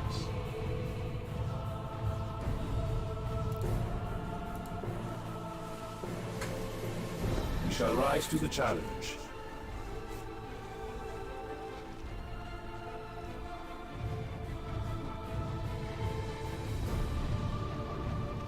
We have succeeded in our objective.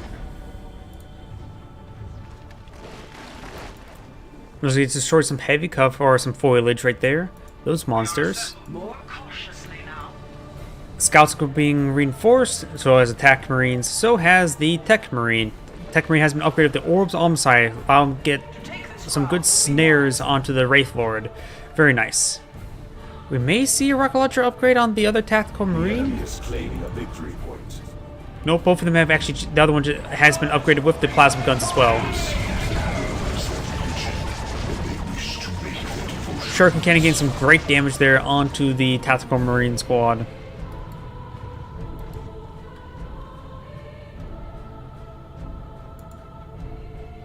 Our forces shall have tools for their task. We have domain. Tech Marine has received a bit of fire there. Still has plenty of health, only down by 100 HP. Let's get a nice stun there. It being upgraded with the Shimmering Orb. Shimmering Orb grants the grenade, which emits barrier, blocks all incoming damage, and disables ranged weapons and units inside. The units inside are immune to knockback and courage damage. So that should be interesting to deploy on out. It's hard to see. So it looks like it's more like a trap, which can help tie stuff up in melee. Oh, that's what it does. Now I see what it is. Yep, sometimes you just need a moment to think, what is that going to look like? What is that going to do? Apparently it does that. Shotguns engaging these generators. Target acknowledged. And the Warp Spider has a lot of power.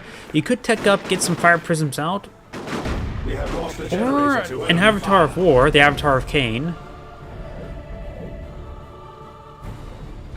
It does force both the squads back. He may get one model drop in that squad, but he likely won't get any. Assault Cannon gains some good damage there onto the Warp Spider X-Shark. No anti-vehicle weapon on the Howling Banshees. So far, just only the Fire Dragons for anti-vehicle weapons. Warp Spider may get... No, does not have an Orbs of Omnissiah. He doesn't have the Snare ability. Howling Banshees does get suppressed there. Blood Dragons are advancing, getting some good damage there. These are hitting that Dreadnought, but we do got a Tarantula Sentry Gun deployed on out. Of course, we find some good suppression there. And level up there on the Tech Marine. Fire Dragons and the Wraith Lord are making a soft retreat away. The Wraith Lord is still very, very healthy. In fact, fully healthy. Now he's sustaining a bit of damage there. Apparently the Wraith Lord actually does have a bit of health regen. He may have the, what's it called, the Wraith Bone upgrade?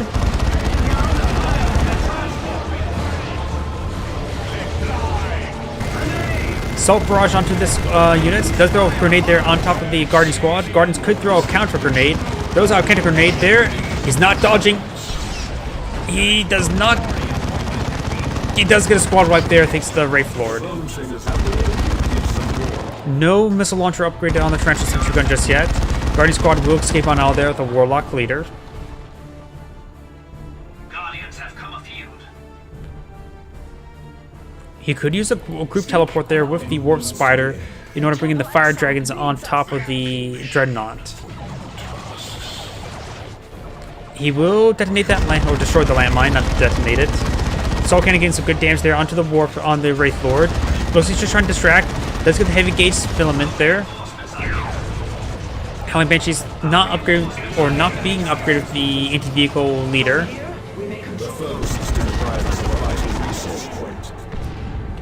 Nice ability there with the Shimmering Orb, and now he is immune to knockback. Tarantula Sentry Gun still up in the area. Both of the Fire Dragons do fall back. And there goes the Shimmering Orb. He may need to fall back, but he does have enough energy to teleport away. Wraith Lord advancing. He has been upgraded to Wraith Bone. And that this... No, he still has a Shuriken Cannon upgrade, so... Wraith Bone grants the Wraith Lord to generate 50 HP per second for 7 seconds, but disabling it for the duration. I think the gun is still active, right? I think the gun is actually still active while that's going. I may be mistaken. Guess we'll find out soon.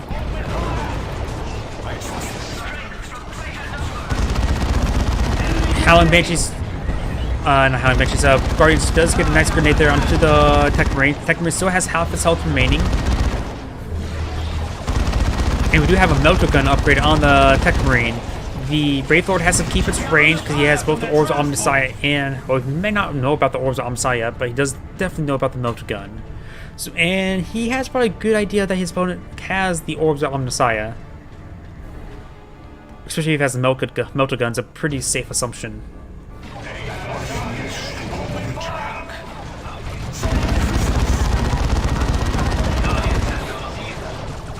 He does... Oh, Assault Barrage does come on in, getting some good damage on a retreat. No model drops, though. But if his opponent can point out a second Dreadnought, it's probably going to be for Multi-Melter, right? I'm guessing it's going to be Multi-Melter. At full speed.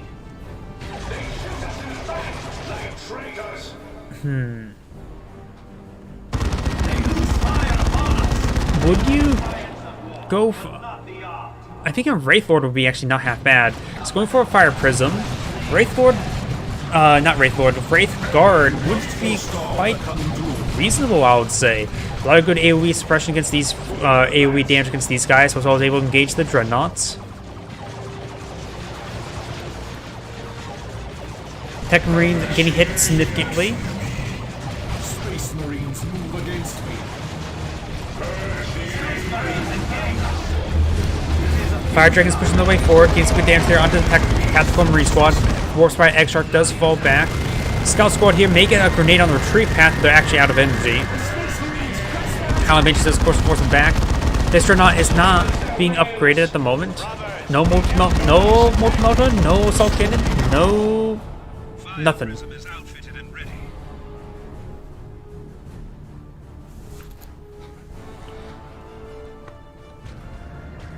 We have 100 points remaining. Looks like both the Dreadnoughts are going to be wobbling away. In haste.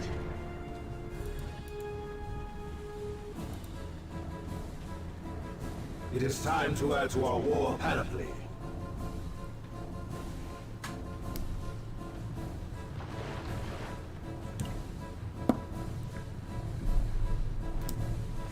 More cautiously now. We receive with gratitude.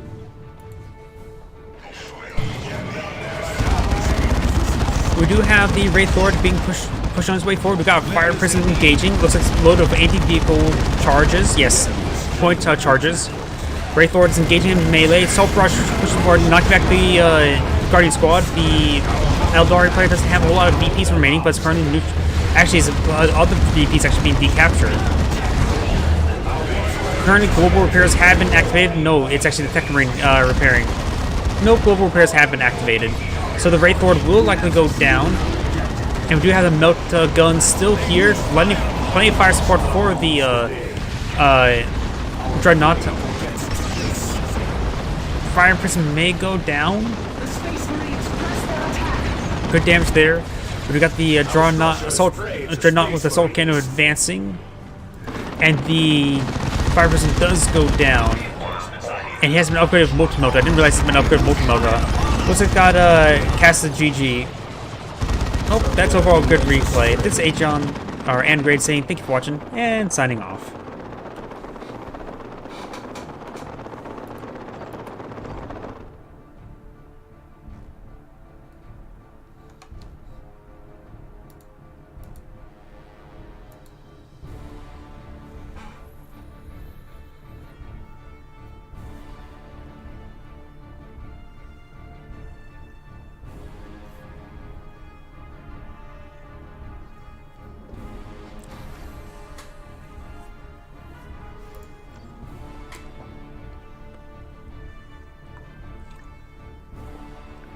Yep. On. Whoops. Didn't select the replay. Gotta select the replay though and load the replay.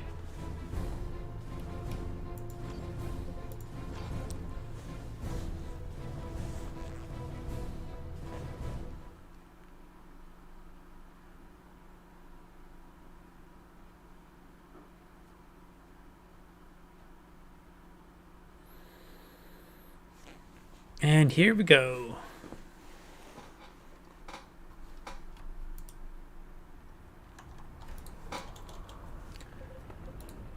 And no music. One of my rules is reset the game to play music playing, because music is important. So what I like for this chat window is I'm gonna move it up a couple pixels. That should be good.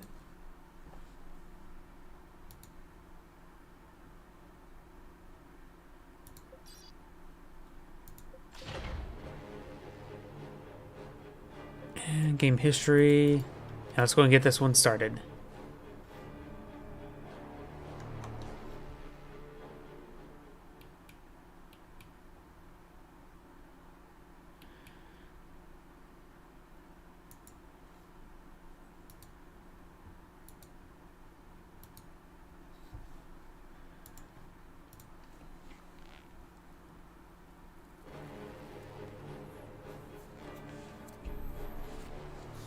And there we go.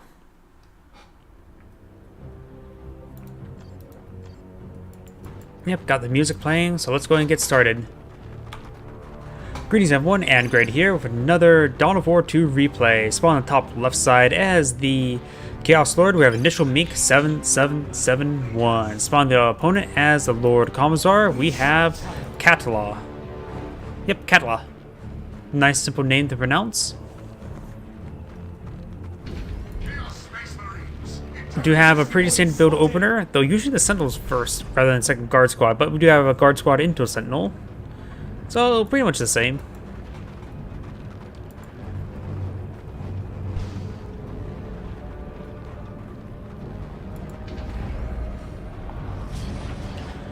Do have the VP being captured over here. We've got the requisition PowerPoint and requisition being captured up now. Chaos Lord captured the PowerPoint as well, so it looks not going for the VP, just going for resources. Probably pan out a bit longer in the long run.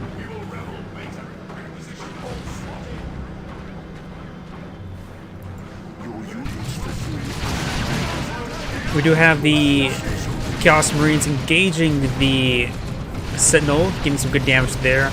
We've got the Guardsmen also trying to capture the point, and getting some good support fire. They have been upgraded, they're starting to upgrade, so getting some extra models there. Stomp. Getting some great knockback there, and stuns. Though one of the models still punching away. The Chaos Marines have been upgraded with the general damage upgrade, which is very nice. Lord Commissar is going to come forward to support. And all the Chaos Marines still have their models, but they're just severely wounded. So it'll probably take a bit of time for some health regen to come forward. We've got the Heretics advancing to engage those Imperial Guardsmen. You may fail us this day. You may fail us this day. That's not exactly something you want to say. You don't want to say, don't fail us this day, but nope, he says, you may fail us this day. Another generator has been deployed now. Heretics trying to engage with the bolt pistol, or not bolt pistols, but stubbers. Good knockback there.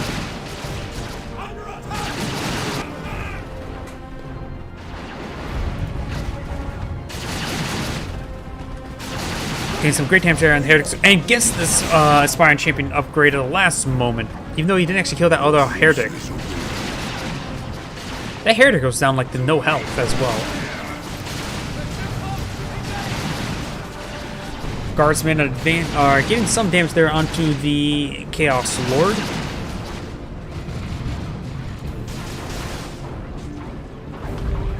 Good knock stun there on the Chaos Lord.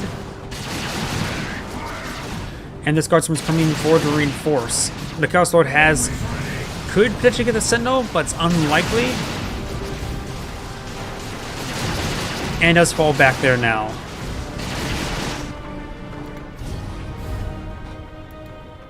Requisition point just got maxed out, and now going to be decaptured. Requisition point is slipping away.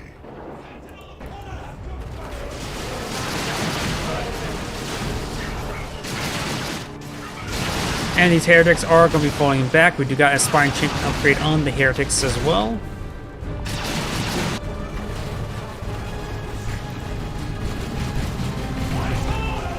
And the Lord Commissar has activated his shield ability, which of course does get ripped apart quite quickly by all the Heretics.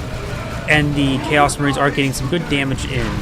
Does detonate one of the models there. The Chaos Lord is falling back, and 2 health, 0 health.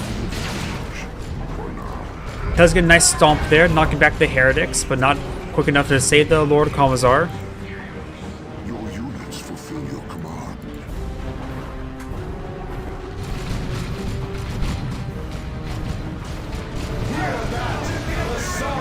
We got the Chaos Marines now seeing quite a bit of Imperial Guards fired. And without any sort of cover, they'll probably need to be falling back relatively soon. The Sentinel, however, needs a lot of repairs. It's seeing quite a bit of abuse.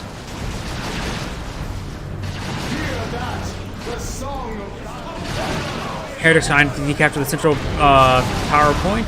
We may see a stomp here. Stomp. Does knock back the entire group. Now being repaired on up by the Imperial Guardsman. Doesn't take too long to repair it up. The other squad will go forward to capture up the point. Actually, both of those points are neutral, so the Sentinel can't just capture a point or decapture a point while getting repaired up. Up north, we do got the Combine Flamer burning some of these structures. How effective is Combine Flamer against structures? Apparently the answer, not too significant, honestly.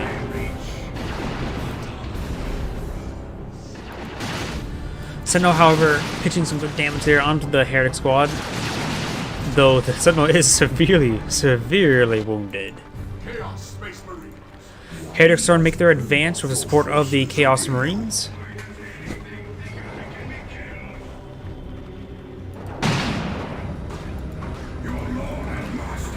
Chaos Lord is seeing some hits there. Maybe he'll get the kill there on the Sentinel.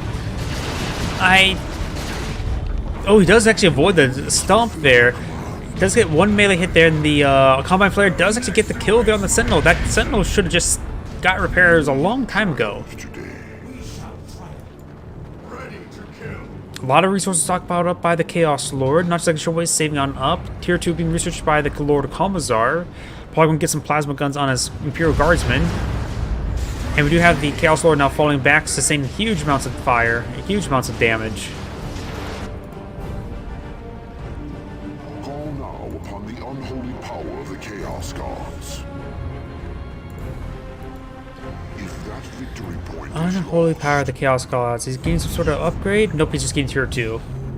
Stormtroopers being deployed now. Very nice. And something's being upgraded as well. Looks like the Guardsmen, at least one of them is being upgraded with the Commissar. To support the Commissar, both of them being upgraded with Commissars. These are just regular Commissars, not the Lord Commissar. Though, if the Lord Commissar retreats back or show hesitation, can a regular Commissar execute him?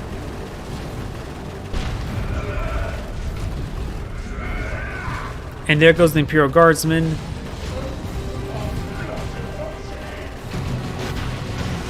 Oh, was that a stop force retreat? That must have been an executed bullet. The Lord of Commissar must have executed one of the models here to prevent them from retreating. Now they really do need to retreat. Mine drop has been deployed on out.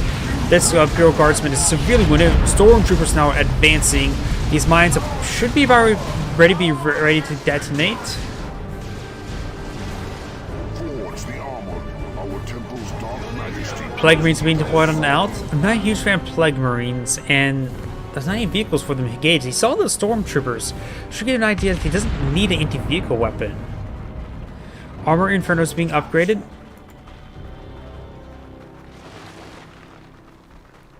Hostile forces assail the power node. You give ground to Power the enemy. node is going down.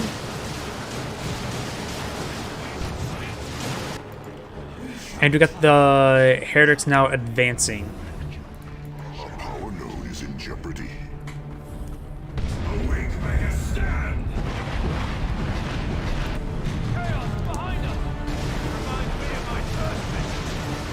Good damage coming on out. Hitting the power generator quite significantly. And we got the Lord of Commissar sustaining huge amounts of fire. Those who resist Ooh. the dark gods are And some sort of global ability was activated right there. Not exactly sure what though.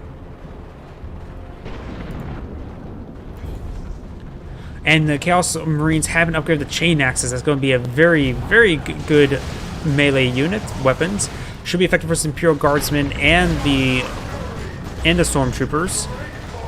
Though he is lacking all range firepower now, he may want to get some grenade launcher upgrades. Those are actually pretty effective for some Imperial Guardsmen.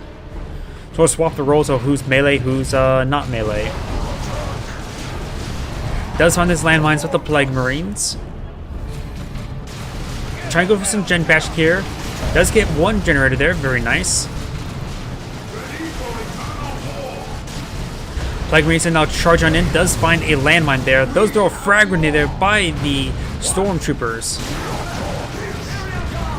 Another generator may go down there. Imperial Guardsmen do fall back away from the Chaos Marines. There does get another kill there on the generator. Though you will find another landmine, suppressing the entire squad. Heretics now advancing, does find another landmine on their retreat path. And does finally spot these landmines thanks to the Aspiring Champion of the Heretic squad. The Lord Commissar is upgraded with the Stubbornness, which grants him refuses to fall while his men fights. Armor of the Inferno is trying to hit these power generators, not really doing all too well. His health regenerate 10.5% every depending on models nearby. And his damage increases if there's more models nearby when surrounded, at least near Heals 10.5% every 2 seconds if there's 30 models nearby. That would be 3 Imperial Guard squads, upgrade of commissars and sergeants. Unlikely that's going to happen because those models will go down quite quickly.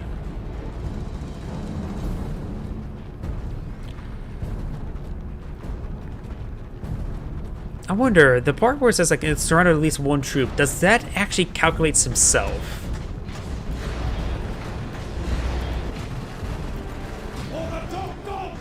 Stormtroopers have been upgraded with the assault kits, overcharge, house shot, las guns, and frag grenades. We saw the frag grenade earlier. You actually don't really see stormtroopers much anymore. People just go for Kartian squads most of the time. Kitty and Kartians.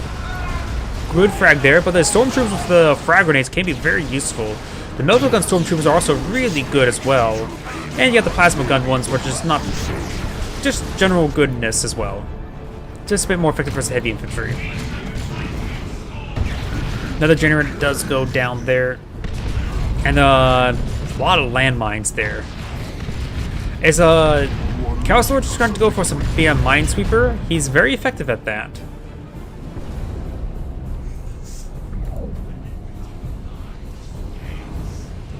We got, speaking of which, Katie and Kartian squad being deployed on out. Likely going to be upgraded with plasma guns. I don't think it's going to be upgraded with grenade launchers. A little bit too late for grenade launchers. Plasma guns are quite useful. And wait a second. Look how many resources that the Chaos Lord has. He's saving up. I don't think he's saving up for a Predator. I think he's saving up for either the Great Unclean One or Land Raider Phobos. Though he does need like 130 energy for Chaos Predator, but the amount of requisition he has, I have a feeling he's going to go for either the Great Unclean One or the Land Raider.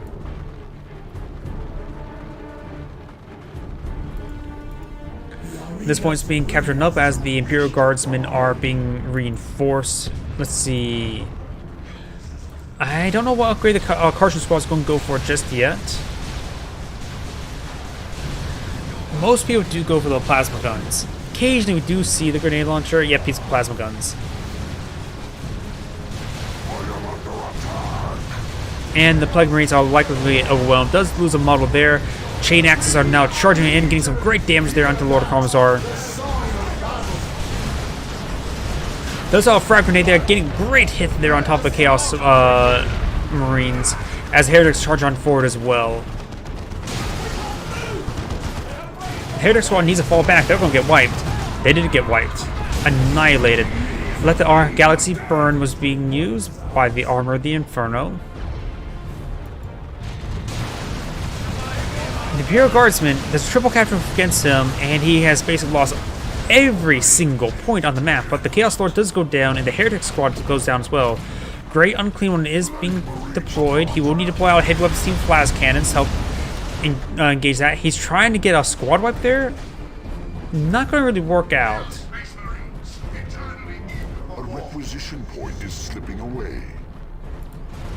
The enemy has 200 points remaining. This Heretic's going to be needed for rituals to support the Great Unclean One. Gotta go fast. He's a giant ball like Sonic, right? Sonic turns into a ball. He's a permanent ball. We've got the Imperial Guardsmen do force back. Thanks to the leader, he does spot these landmines and so able to retreat on back without detonating them all. Though he does know how many landmines are there. And the answer is a lot.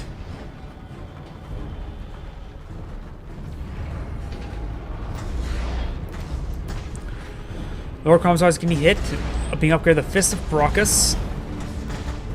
And it looks like the 2%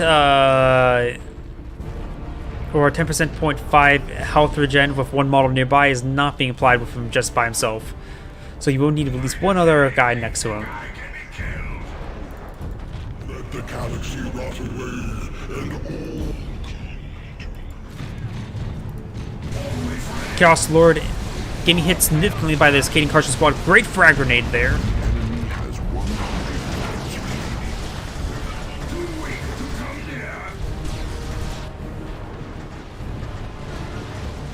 If that victory point is lost, Grey Unclean One's making his advance. Does vomit on top of the Kading Karshon squad. Chaos Marines are charging on in, getting some great knockbacks there on the Imperial Guardsmen.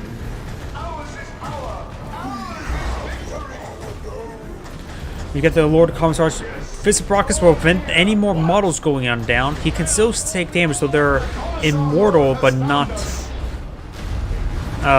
invulnerable.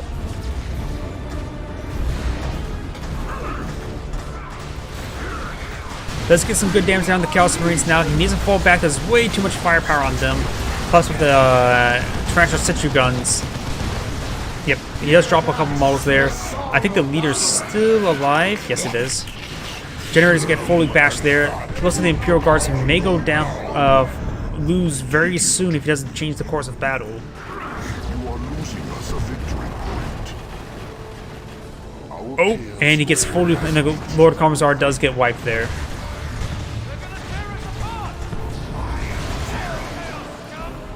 Chaos Lord will get some great damage there with the Galaxy Burn, but he actually largely missed. The Kading Karshon squad does get some good damage there and does get a full heal there.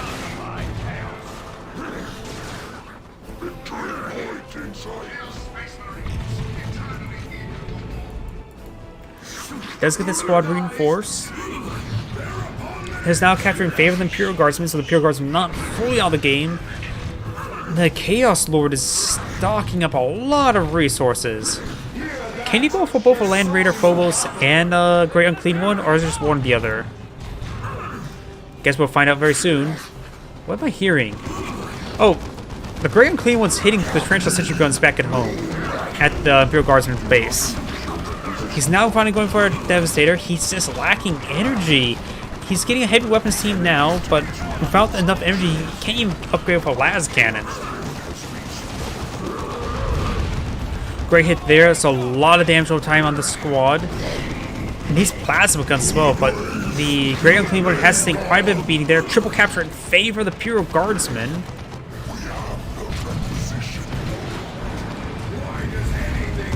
Another mine drop there by the Lord Commissar. It looks like the Great Unclean One will be falling back. Does send some good damage out there.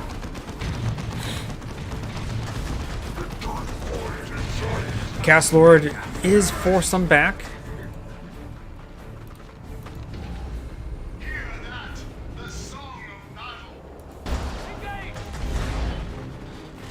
And he's getting some good hits there on that Imperial Guardsman. He has decaptured one of the points there. And it would be this point here, so the Plague Marines are captured at that point, while this point is being decaptured up now.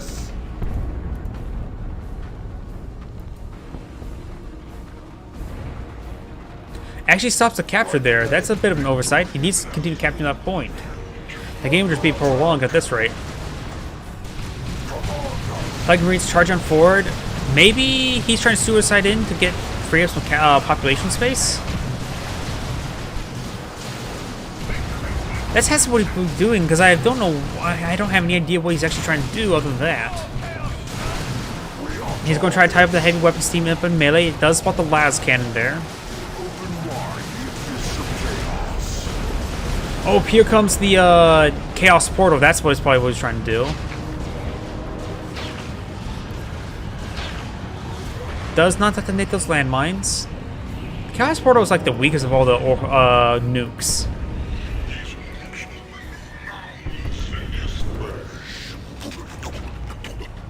Oh, great. What a pleasant sound. Plasma gun's now engaging. The Great Unclean One is quite wounded. He does vomit. Does avoid the vomit.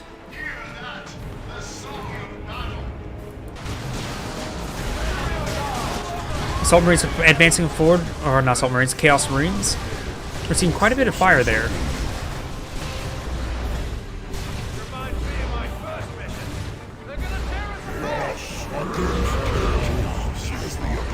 Does get the ability off there, but it doesn't affect anything. Does drop a model there by the plasma pistols of the Chaos Marines. There's a capture in favor of the Chaos Marines. Of the Chaos Lord, I should say. Times which he won with Melta Gun. But here comes the last cannon, getting some good hits there on the Great Unclean One. Sounds like blood letters. Great Unclean One severely wounded.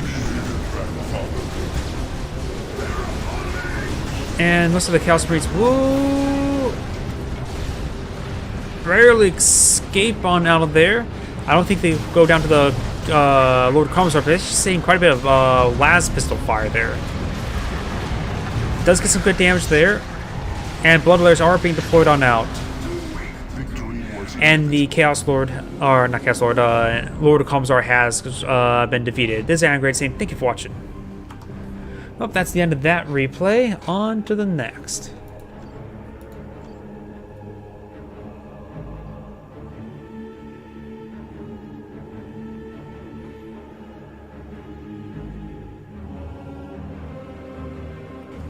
I don't know why I've been having a lot of really long load screens. Oh, never mind.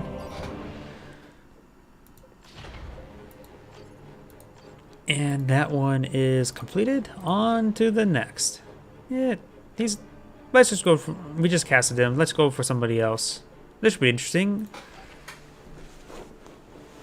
Aeldari versus my mind's drawing a blank. Why is it drawing a blank?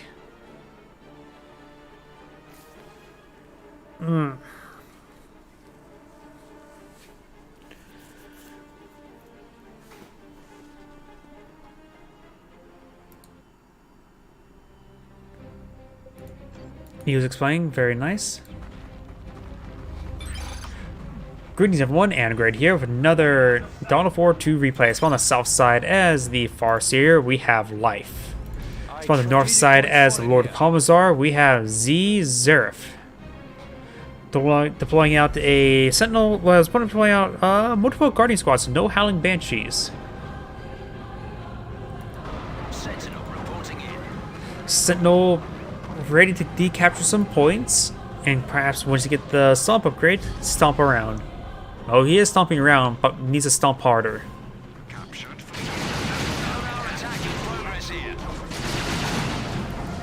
Guardians does bait out a retreat thinking there's going to be a stomp, but is way too early for a stomp. It does not have enough energy for it to even begin the stomp upgrade.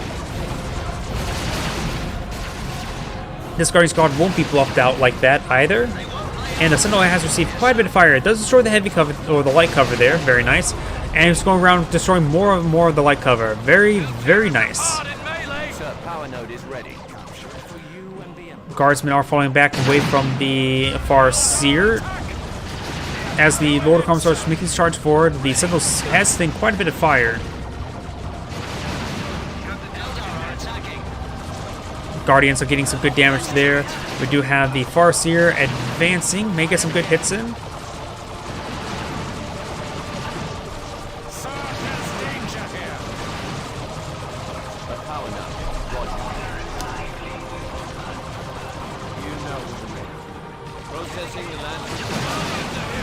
Sentinel getting repaired on up by these Imperial Guardsmen.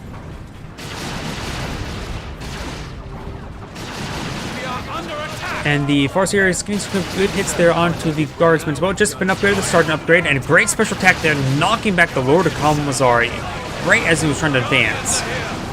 Sentinel has taken quite a bit of fire, and does throw a plasma grenade. He hasn't really dodged it to receive the full effect from that plasma grenade.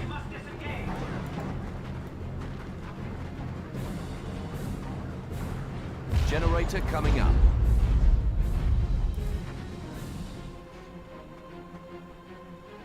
We're readying the Commissar's gear.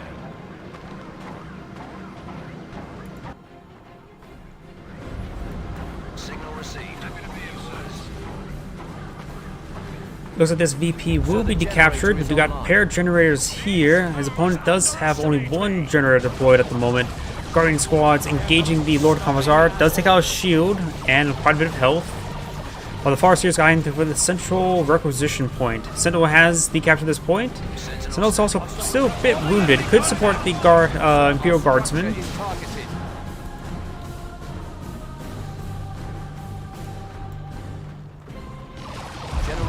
And we do have this now power generator now receiving some fire.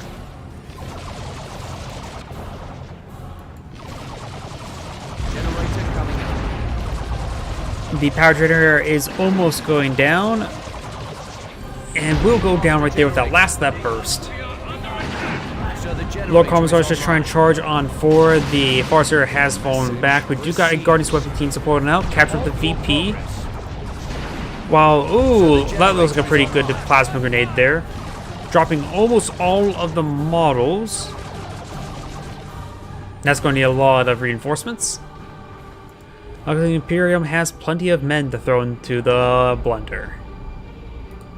Generator coming I up. wonder if they ever took that saying literally. We just need to find an edge. Guardian's Weapon team does get some good damage there onto the Sentinel. The Sentinel doesn't even have the Stomp upgrade just yet. Interesting. We're here. Let's get to it. So the generator is online. VP has been captured. We got the Capera case armor deployed. Of course, I was giving health regen, and reduces the energy cost of Inspire Courage and cooldown. Let's see, blah. Reduces the energy cost and cooldown of Inspire Courage. Lord Commissar will need to fall back. Severely wounded right now, and looks like the Lord Commissar may actually go down. Farseer are getting multiple good melee hits there. Those are 2 plasma grenades, but large misses actually.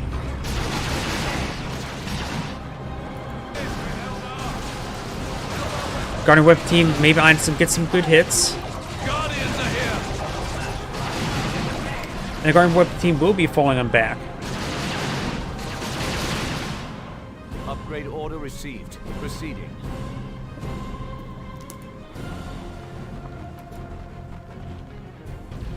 Power generator is being claimed.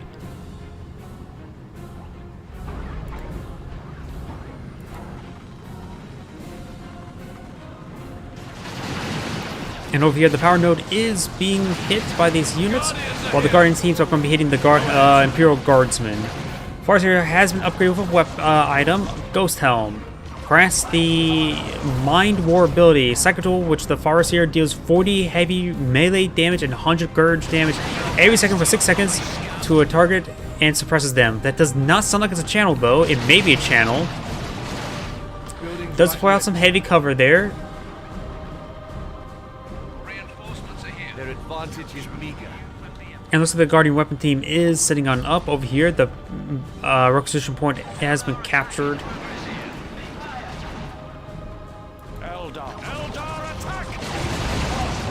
Does use a shield generator, but he's going to tie up the Guardian Weapon team up in melee. Very, very nice. The Guardsman has been suppressed there. That may have been that Mind War ability. Reporting tech upgrade complete. Lord Commissar is falling back, severely wounded. And he must realize he hasn't gotten a Stomp upgrade yet, because he hasn't seen a single Stomp yet. Go ahead. That Farseer has found us. On the left side, we've got the Guardsmen engaging the Guardian squad. The Guardians, however, could potentially get a wipe with a Plasma Grenade. There actually could be a wipe here, though he's a bit low in energy. He needs like 50 energy, right? So that's not enough energy there. Sentinel in combat and being repaired at the same time. Some of these models are actually in front of the shield.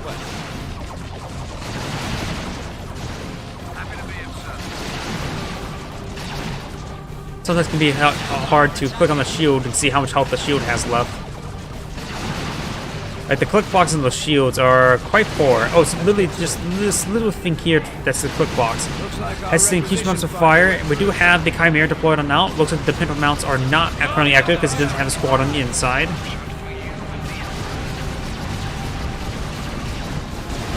And we got flamers on this Guardian Imperial Guardsman squad, so you should be able to burn these generators no problem.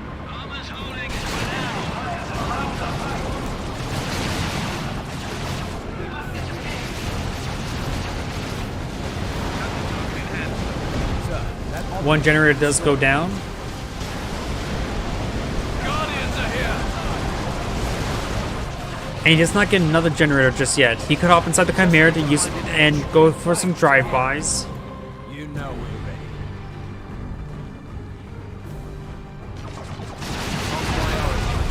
Oh, mine drop has been deployed. Guardians are here. Nothing here to spot them all. Fire Dragon's trying to hit that Chimera. He does get the leader upgrade now. This is not the Flame Leader upgrade either. The Flame Leader upgrade would be pretty good versus Imperial Guardsman.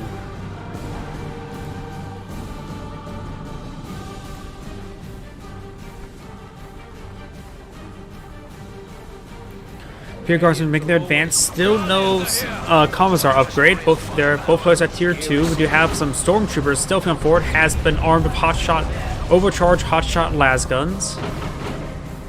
Frag launchers are coming on in. Eldar forces spotted from our position. And looks like he's not getting shots off. Throws a frag grenade on top of Guardian's weapon team. He will likely fall back, use max amount of energy for that assault. Chimera is not severely wounded. Guardians are Fire Dragon's charge on forward does use this camouflage from the webway assembly or webway gate. And the Flamers do force back the Farseer. Fire Dragons are engaging the Stormtroopers, and we do have some Flamer bursts onto the Fire Dragons now. We do got some of these Warlock leaders now deployed out, and Frag's launcher could get some good range damage in as well. The VPs are in favor of the Lord Commissar by a small margin, but he does have a double capture in his favor.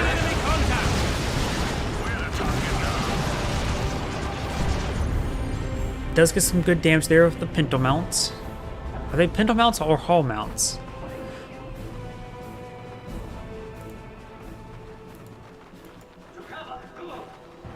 We have an edge for now. Reinforcements are here. Guardians need some reinforcements, that's for sure.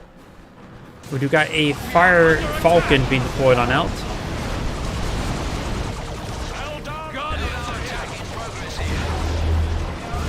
Fire Dragon's trying to push his way forward. The webway assembly has seen quite a bit of fire there from the Flamers, mostly just AoE effects. But the frag launcher, if not crack missile, could easily take it out. Here comes another. Does roll a miss there. Stormtroopers need to start hitting that Fire Dragon because the Fire Dragon is a big threat to the Sentinel, and the Sentinel has a frag launcher upgrade, which is a nice upgrade for it. Capture these points here with this Guardian squad. Farseer has been eliminated. Ooh, and he took out the Farseer. Very nice. Tier 3 being researched by the Lord Commissar. Maybe a Leaven Rusk could be quite useful. One generator may go down. He needs to retarget towards this one. Here it does go down.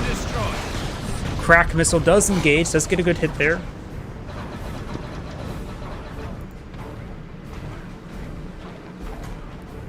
The Eldar strike.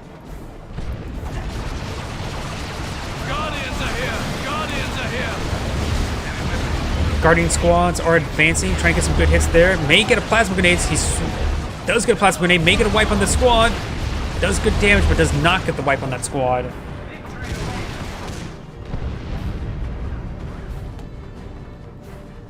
We do got a last cannon heavy weapon squad deployed now, also being upgraded the refractor field. Really trying to kill that Falcon, but that's revealed himself right there. Guardians Weapon team is not being upgraded for the last cannon, and we got the we got the Fire Dragons now engaging these power generators and going for a bunker right there. The bunker got destroyed or canceled, one of the two. Under Eldar attack here. Go, sir.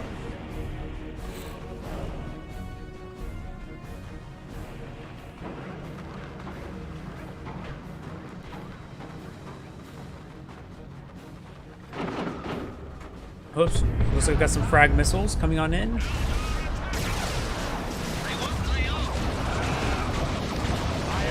Lord of Commissar is receiving quite a bit of fire right there. And looks like he does hop inside the webway. Well, he definitely knows the webway's there now. And the Lord of Commissar is going back. Still not any big upgrades onto him. Strategic point spotted here.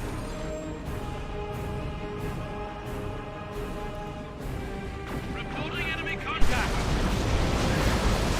Power trainer does go down. Crack missile does connect. and the Flamers are going to be destroying the last power generators because the Falcon cannot tie that squad up in melee. Yet.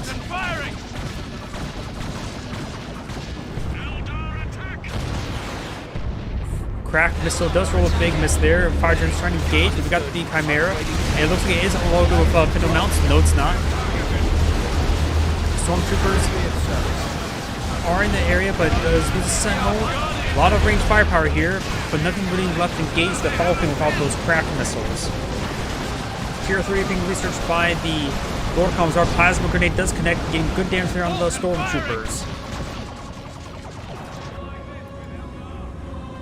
Message received, sir.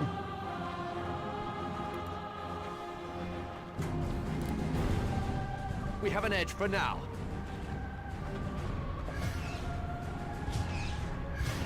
Oh, does teleport forward, does find, the Lord Commissar does find his force, and the heavy weapons team needs to hop inside of the Chimera.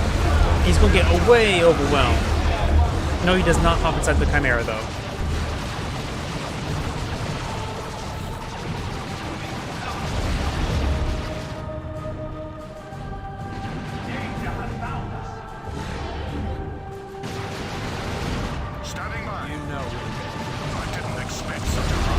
We do got the Chimera now receiving a bit of range fire. Fire Dragons are falling back. We do have Tier 3 being researched by the Adari player and has been researched by the Lord Commissar.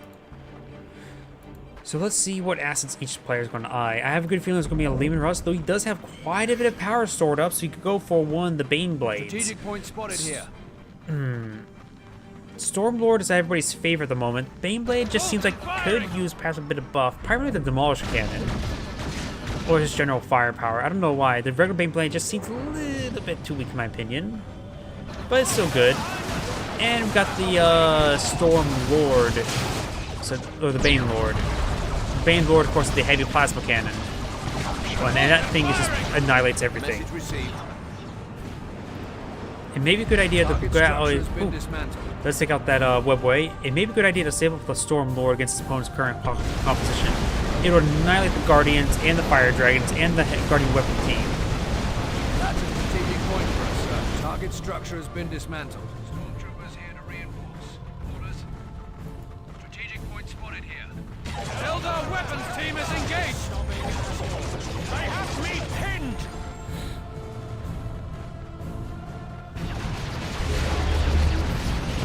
Does suppress both these squads here. We do got the Lord Commissar charging forward, trying to tie up the Fire Dragons up in melee. Does find another landmine there, very nice. Sentinel's trying to push on forward. Does throw a flare there, reducing the range of the Guardian's weapon piece. Trying to reposition now, but he will get tied up by the Lord Commissar. Let's hop inside of the Chimera. Now the Pinto Mouse can start firing.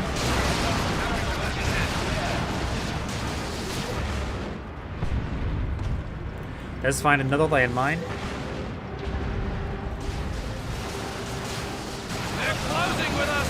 Reporting enemy contact. And now the Farseer is trying to get that Guardsman squad in melee.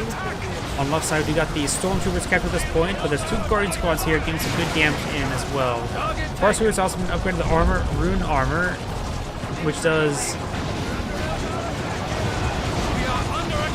grants a Psionic Storm ability, which is channel ability, does damage over time. Reporting enemy contact. I am beset. Reinforcements are here. Happy to be of service. Guardsman squad's pushing the way forward. That's the last can still set on up.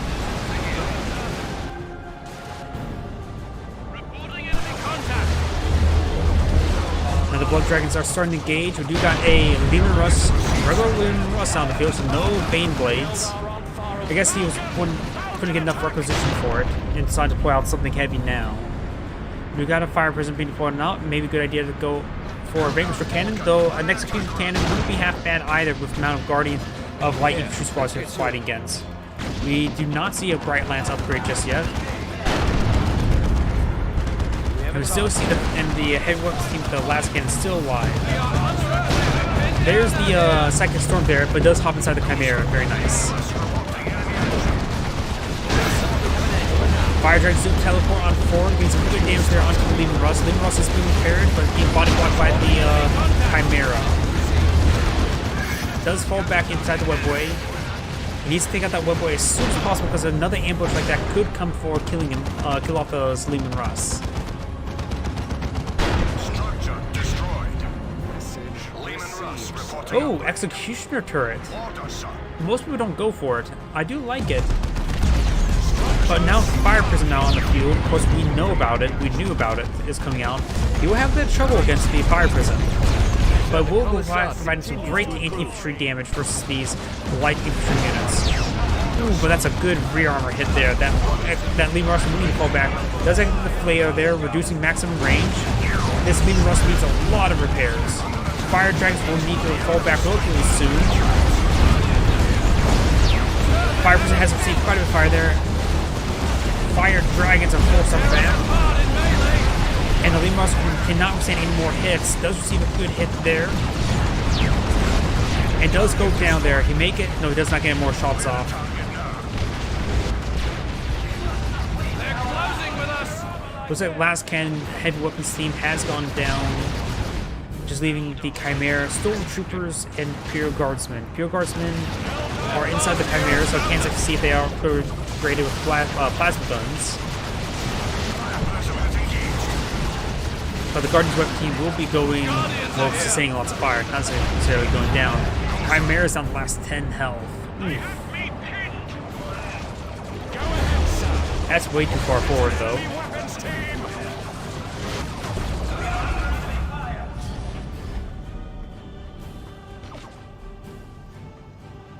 We're here. Let's get to it. That's a strategic. Sir, our advantage is slight. Today we are united in purpose and action.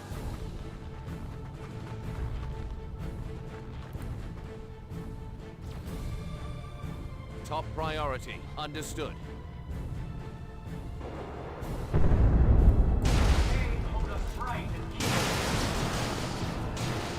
Because the Fire Dragons are falling on back.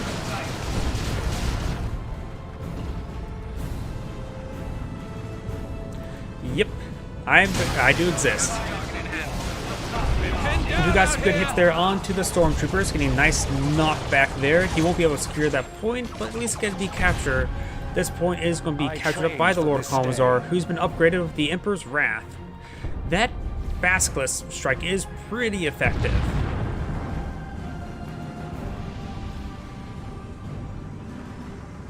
I talk about the Dawn of War 2 Discord. I know my YouTube channel's automatically listed to it, but I need to ask them to add attached into my Twitch channel since I just started streaming. Plus, I'm curious whether or not they can attach it onto the streams because I'm joint streaming between here. And, oh wait, you're chatting from YouTube as well. Message received. Yeah, you're referring to the Elite Mod Discord, correct? Because this, of course, is Elite Mod.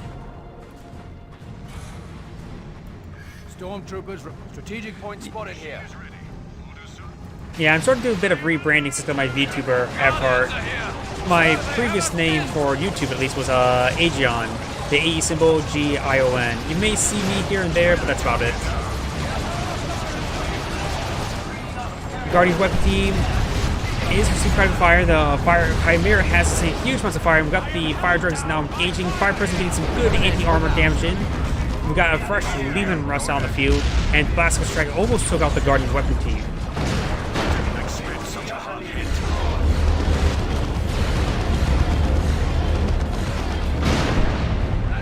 Nope, I am not.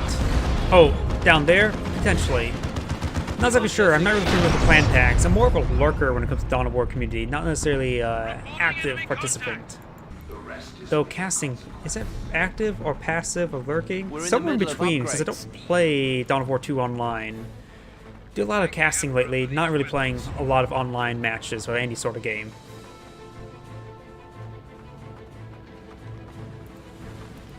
Stormtroopers reporting ready. Yep. Clans rise and fall, that sort of thing. Great rear armor hit there with the Lehman Russ. Lehman Russ is currently unupgraded, so no Vanquisher cannon. Looks like eyeing some shots onto this Guardian squad. Does get a good hit there, but Leman Russ is a very effective unit, that's for sure. Guardian's weapon team is falling on back. We do got a Fire Dragon engaging. And do have the Fire Prism receiving quite a bit of fire. Second Fire Prism being deployed, so it's going for a lot of artillery.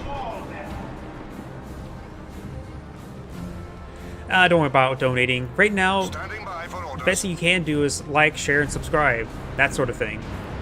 Acadians are always ready. Right now, small channel, like to get bigger, that sort of thing.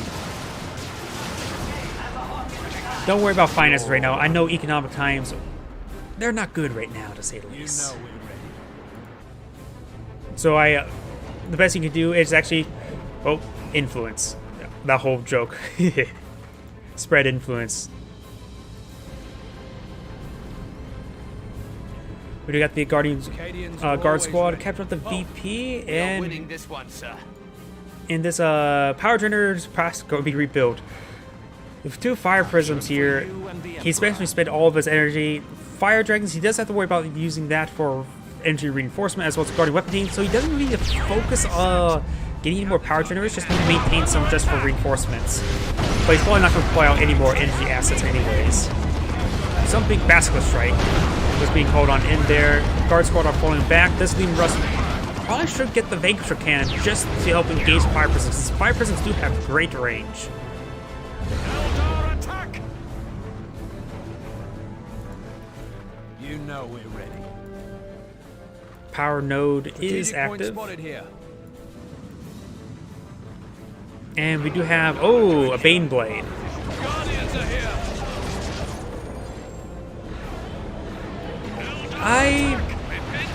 Observations, I should try playing it. I may do pretty good. I do mostly play Computers 2, or used to play Computers 2 a lot. I have my own mod and that sort of thing. But I just don't have time anymore because I'm starting to stream every single day and don't have a whole lot of time. Maybe I should try streaming some games itself. That's probably what I should do. Stream me actually playing rather than stream me casting. But I just have fun casting.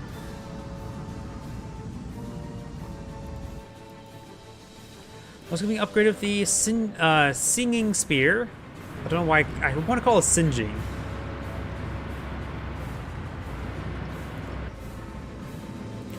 Fire Prisms, both of them are a little bit wounded. But if they're still alive, they can still shoot at very good range. Flamer Guardian Guardsman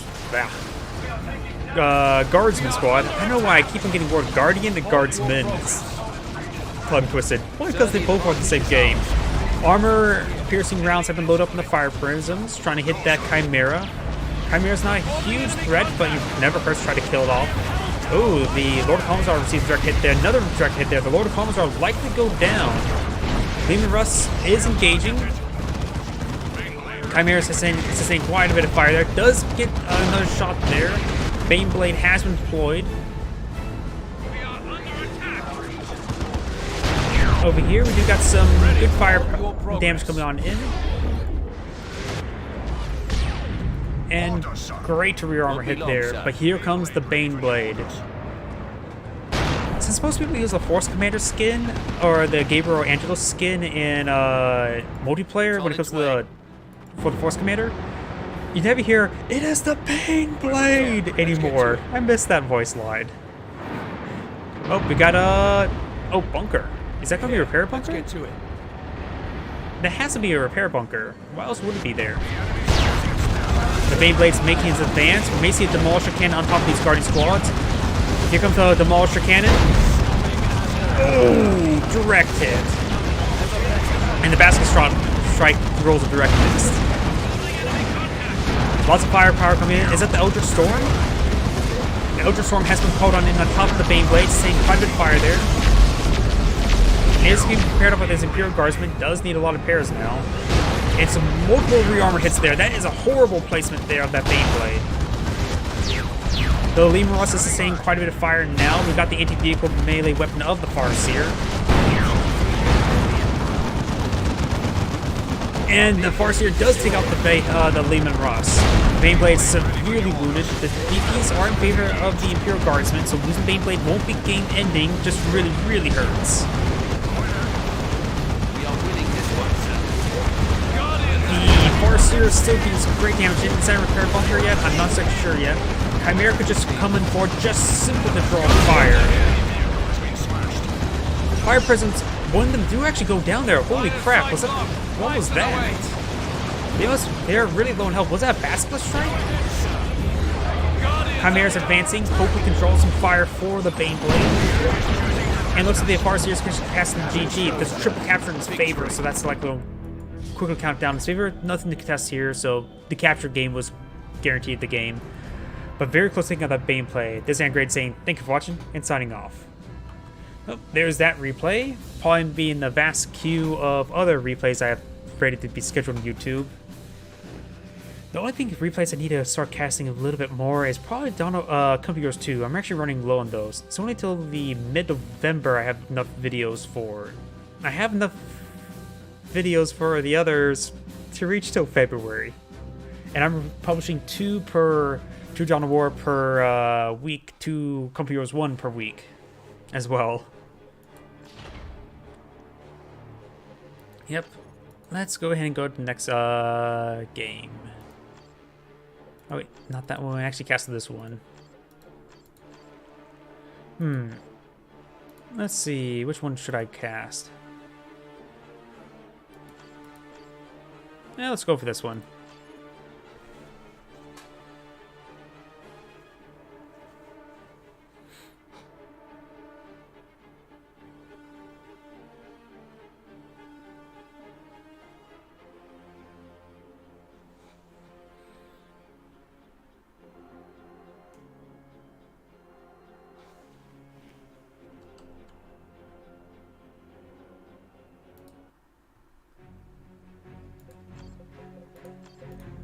Get that minimized, and let's go ahead and start casting. Greetings everyone, Angrade here with another Dawn of War 2 replay. I spawn on the south side as the Lord Inquisitor. We have King Fisher. Spawn on the north side as the Daemon Hunter. We have a Machine Elf. Machine Elf. That's an unusual name, but nothing too crazy. I've seen worse names. King Fisher is probably a bit more of a usual name. 3 Inquisitorial Stormtroopers. We're going for a lot of Inquisitorial Stormtroopers. We have 2 Imperial Guardsmen, 1 Sentinel. Pretty standard build opener. We have the target in hand, sir. Something exploded. A power node. Roger. We're here. Let's get to it. I'm not sure what was that big explosion. Must have been the Stronghold deploying out something. And his opponent can hear that. He can perhaps get an idea of what his opponent's build order is based on how quickly that third explosion came down. I have captured it as requested. Sir, power node is ready. We got, of course, the Lord Inquisitor has captured that point. Generator coming up. Inquisitorial Stormtroopers will find the Sentinel, getting some damage on both sides. And it looks like he will back away from the Sentinel. Guard Squad is falling back away from the Inquisitorial Stormtroopers and the Daemon Hunter. Generator coming up. So the generator is online. Another pair of generators have been deployed on out. Sentinel standing by. Do you have the Sentinel pushing his way forward? Daemon Hunter is captured at this point. And Daemon Hunter will be getting some good damage in. Generator is online. Over here, Lord Inquisitor will have to back away from the garrison. You do have some generator, a generator here, while there's 2 generators here. Daemon Hunter is making his way to this garrison, appears to be.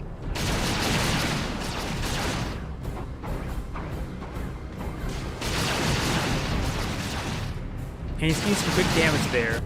You do have the Inquisitor receiving some fire. Soft retreating right now, throws a frag grenade there, great knockback there. Allowing both these squads to engage. He needs to do a full retreat now. He should be able to escape on out there without being wiped. Daemon Hunter, however, is sustaining a lots of fire there. He needs to get this Imperial Guardsman squad pushing his way forward. And it looks like he's going to go for a full retreat. Yep. We do got a Purgatation Squad being deployed on out. The heavy blue Flamer Squad. So the generator is online. He cannot decapture that activated power generator. And now we've got the Inquisitor Stormtroopers getting some good damage there onto the Sentinel. And he's starting to repair it up now. Over on the right side, Inquisitor Stormtroopers are capturing up this requisition point. As these Stormtroopers are making their advance. Getting some good damage all across the line.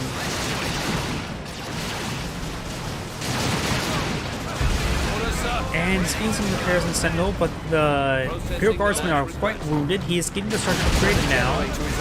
And now here comes the Purgatation Squad. Big, heavy AoE squad that also causes suppression. Doesn't escape away before the Sergeant upgrade, so by the time he gets that, the Sergeant upgrade will be reducing some manpower blade, or requisition blade, I should say. Inquisitor does receive a grenade there, knocking her back. But, yep, she will need to fall back. She will likely not get wiped while the Sentinel is severely wounded. This Inquisitorial Stormtroopers making his advance does get another power generator here. So he's gone for 4 power generators. He's really eyeing for some upgrades. Maybe he's going for an early Leman Russ. Oh, unless he says he's seeing some lag. That ain't good. You play games for a good fight, not necessarily for a stomp. Sure, stomps would be nice for every once in a while. This is not a stomp yet. I'm just saying that it's best to have your opponent not lag so you get a good fight. A more intense game is a better game. And these lag spikes can cause some issues.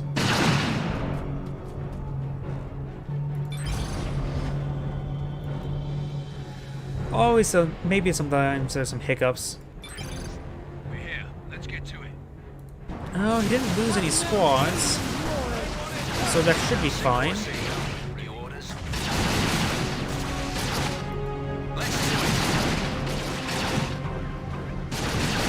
Reporting tech upgrade complete. Tier 2 has been researched by the Lord Inquisitor. Maybe he's going for some Ogryn? No, there's way too many grenades for Ogryns. A lot of knockbacks. What's this? Chimera? Some reason I first thought it was a Manticore. They came from a little bit similar. Tier 2 being researched by the Daemon Hunter as well. He does have quite a bit more requisition. Of course, he spent 300 on Chimera, or is spending 300 on Chimera. Processing. Sir, power nodes being targeted. So maybe I can some sort of cavalry play style. Go around for some, using a hull mounted las guns on the Chimera with a little guard squad to load in the back. All for progress. He does have the Commissar upgrade on this squad here. This one has not even have a Sergeant upgrade. Is meager. So he may want to load this one in the back of the Chimera just so it can use it as the guns. Here comes the Chimera. Of course, he does spot it. And being upgraded with the Empyrean Brain Mines. Huh, not sure what that is. Imperial Guard structure reporting damage. Plants are in the damned way. Orders. Enemy stormtroopers attacking. And he does fall back the Stormtroopers. Sentinel and Chimera supporting each other. We don't see Frag Launcher upgrade on the Sentinel yet. I don't know why. Oh, Purgatation Squad, of course, can be upgraded with the Conversion Beamer. There's a line of sight blocker here. He may need to get something to help support and engage it. He doesn't even have the Stomp upgrade, so he could potentially get the Stomp upgrade, go around the flank, and stomp him. Of course, he saw it fire once. He probably does not know where it's at the moment. Lord Inquisitor may want to help support and actively try to engage the Purgatation Squad, because that is a high threat squad to his high valued units. Stormtroopers aren't being deployed. He could perhaps save up some red points for some infiltration Stormtroopers for the Inquisitor. That's still one of her abilities, right? Infiltration Stormtroopers? It's hard to remember everything. Because there's a lot of things to remember in this game. Quasar Stormtroopers have, at least one of them has some upgraded plasma guns too. Two of them has some upgraded plasma guns. This one hasn't even been upgraded for Sergeant. Perhaps he's using that one for capturing. Fortification Squad is trying to set on up, does get thrown a shot there on Imperial Guardsman. Stormtroopers are now stealthing on forward. He should be able to go in for a frag grenade and perhaps time up in melee. Goes a frag, gets a full squad wipe. Holy crap. But there goes the Chimera. A mutual trade there, but it may be better to lose it may be a good idea. Maybe losing Fortification Squad is better than losing the Chimera. Because the Fortification Squad, I think, is more expensive, and I also don't know the exact cost ahead. The Chimera is 300 requisition, 65 energy, remember that. But I think the Fortification Squad has a high initial cost, as well as the upgrade for more higher cost. So, and the fact that he doesn't have to worry, and taking that out allows him to deploy out more heavier assets without having to worry about that squad looming around. So you can now deploy out a Leman Russ with very little fear for the time being. His opponent is deploying out a Grey Knight Dreadnought. We do have this Stormtrooper squad upgrade of Hotshot, overcharge Hotshot las guns, so no melter guns. He could upgrade the Sentinel there with the missile launchers. It does, but he may almost lost it right there. So the cracked missiles could be very useful, but he needs to get that Sentinel repaired as soon as possible. We've got the channel ability from the Daemon Hunter. Does get knocked back there. Flamers on the Guardian Squad getting some great work in, burning the channeling Daemon Hunter and the Quasar Stormtroopers. Frags and raining on in. Sentinel has plenty of health at the time being. The plasma gun is still vulnerable, threatening to all of these squads.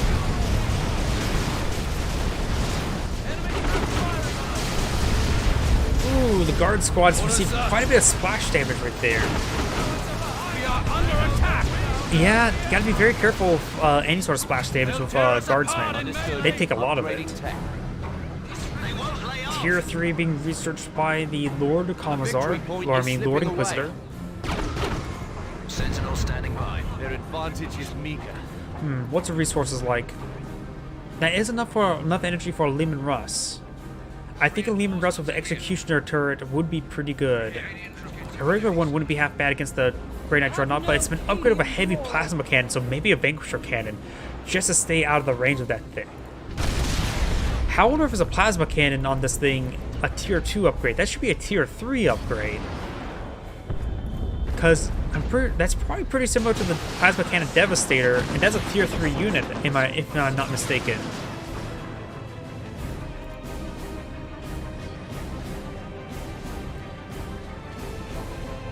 It seems like a lot of things with the Grey Knights are a little bit overtuned.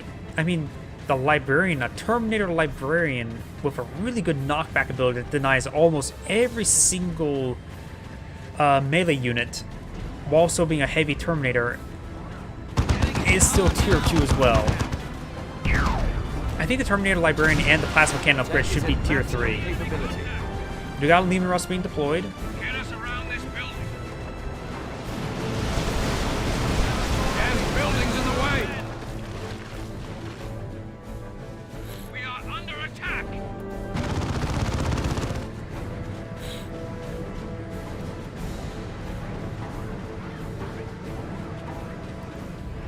Taking hits over here. We do have that Inquisitor Stormtrooper advancing, getting some good damage there onto the Strategic point Sentinel. spotted here. Needs to crack missiles into that Dreadnought, that's true, but the plasma gunfire does take out the Sentinel. He will need that Leman Russ as soon as possible. It does get some aid generator bashing there. It does retreat back both these squads, but that plasma cannon doesn't exactly fire right there. We just need to find an edge. Here comes a Leman Russ. Ready to proceed, He sir. does have enough resources to upgrade, or potentially deploy a second Leman Russ.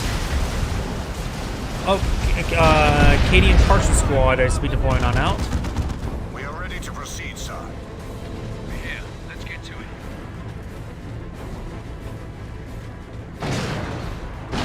it. Las cannon does fire there, Standing by. and the regular cannon's going to be firing relatively soon.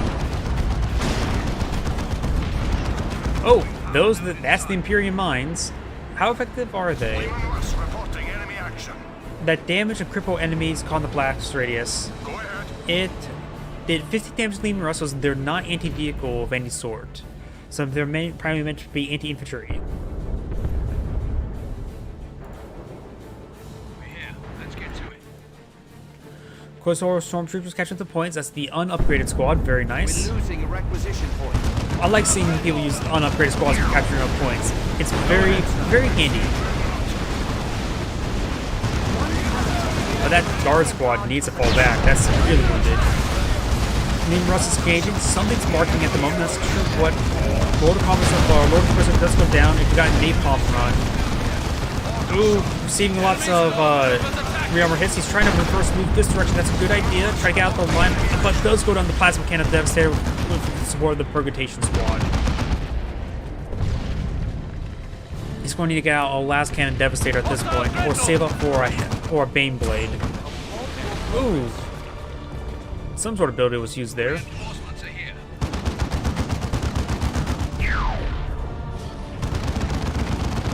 Such small things cannot deter me. Gear received. Behind us! Canadians report we are under attack! Their advantage is meager.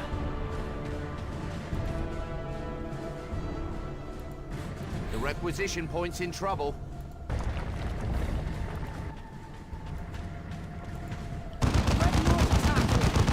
What weapons could the Inquisitor get to help engage that Dreadnought?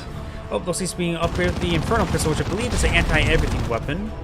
That's a strategic point for us, sir. No, don't. Oh, wait. That's a critical It literally has no anti... It gets tied up in melee, and literally has no melee weapons. That's actually pretty good to know. Tying even up of a basic guy in melee, it will leave it defenseless. That is a pretty big weakness to exploit. Enemy stormtroopers attacking! Oh, Kading Carson Squad is upgraded with grenade launchers as well. Unusual, but could be quite effective with all these Quasar Stormtroopers.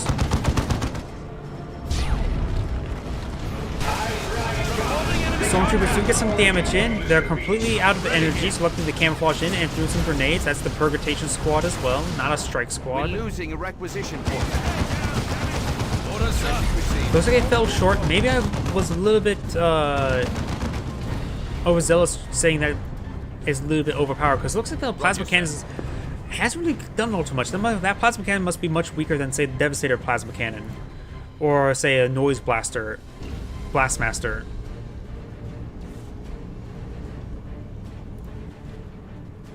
Thank the Emperor for these Stormtroopers weapons. reporting ready. Show me our way. Inferno Pistols being deployed. Voldemort Razorback being deployed by the Daemon Hunter. Second Quasar Stormtroopers is deployed out with Melta guns with the red points all gone. That may have been from the ability, from the global ability. Eliminated. But there goes the Quasar Storm, the Inquisitor. Good grenade launcher barrage there from the Irish squad. He's charging on forward. Good damage there onto the Acadian squad. No melta bombs there. Getting some great damage there onto the Devastator. Does camouflage away, repositioning, trying to avoid being spotted again. Ambushing. Does get nice hits there on the rear. Doesn't technically have rear armor, but while it's not facing towards them to shoot at them. But it does receive a direct hit there. Probably going to force them to fall back now. Orders, sir. Hostile dreadnought! Reporting enemy contact! Oh, another good hit there on the hotshot las guns. And here comes the Voldemort Razorback.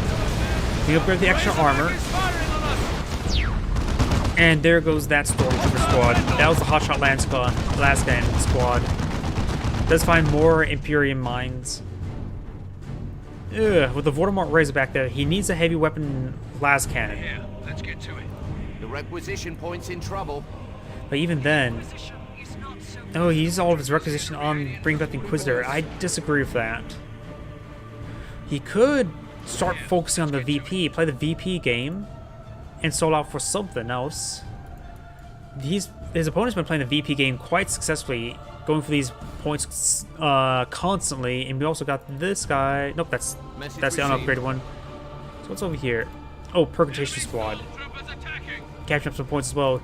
So overall, the Grey Knights capturing game has been quite good. King Carson Squad's being upgraded with some Hell Guns. I'm not familiar with Hell Guns. People go for the plasma guns and the grenade launchers, but never really for Hell Guns.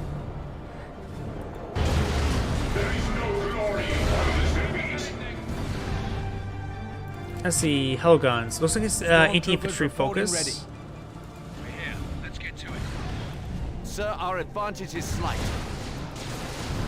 I have ruined that. That point does go down. Starting to hit these power generators now. One of them does go down. We are under attack. Voldemort Razorback getting some good damage in. Something's being called on it there. Looks like something with Damon Hunter. He does have some more upgrades. Core Squad. Resurrection ability, which may have been the Retribution ability. Brandishing Cloak grants the rights of exorcism, which cripples and weakens enemy tanks, so good snare ability. And we know about the Imperial Mines. Hell Guns getting some good damage in, so they're just even more supercharged last guns, which moves all cooldown from the firing squad, so they are fully automatic all the time. They're now Hollywood specialists. Hollywood Western specialists. Without the revolvers. Melter Guns charge on forward. Does get spotted right there. Fires a good barrage there, but does get fall back.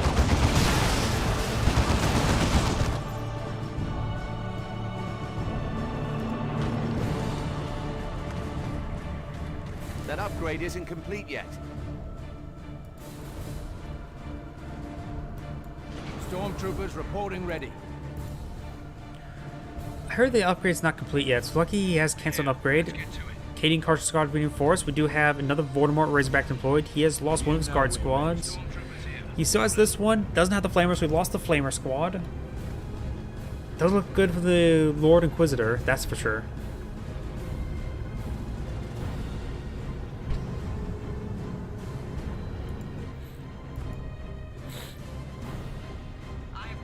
We're losing a Quite a bit requisition of... point. Oh, going for heavy weapons We just need to team. find an edge. With the amount of armor he's going to be fighting, I don't think he's going to be doing all too well. He could cancel the heavy weapons team, get 250 back, save up for Baneblade, and then make another assault. But even then, against two Voldemort Razorbacks, Purgation Squad, Top priority. honestly, Understood. I don't know what the Lord Inquisitor should do. She's just way outgunned. Deployed out some more Stormtroopers. Yeah. Stormtroopers reporting ready. This one will also need melter guns. He's going to need 2 squads of melter guns. Last Cannon Dev's heavy weapons team does get a nice knockback there, and this melter gun's going to need to fall back. Is that Orbital Strike? Grabs the fresh Inquisitor Stormtroopers. It may survive, but it's unlikely. Does get the heavy weapons team as well. Yep, that goes down with all the extra fire. Heavy weapons team is likely going to go down as well. There's a lot of extra fire coming on forward. Gets gunned down, and that's going to be game. 2 squad wipes there. Both of them critical squads. Yep. I protect the Imperium. So that's 100 points. Yeah, his opponent's about to end the game. Yeah, I'm just thinking, like, is he just going to stick around unnecessarily? That actually may be what he's going to do, because 30 seconds left, triple capture. Orders. Yep. So yeah, that's pretty much the end of the game.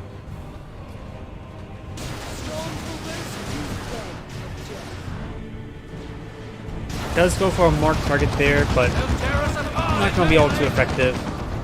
Crew guardsmen are decaptured at this point, but there's nothing really in the air to hold it. He can use melter guns to help engage that guy, but nothing else to get the capture at this point. Yep, he is casting the GG.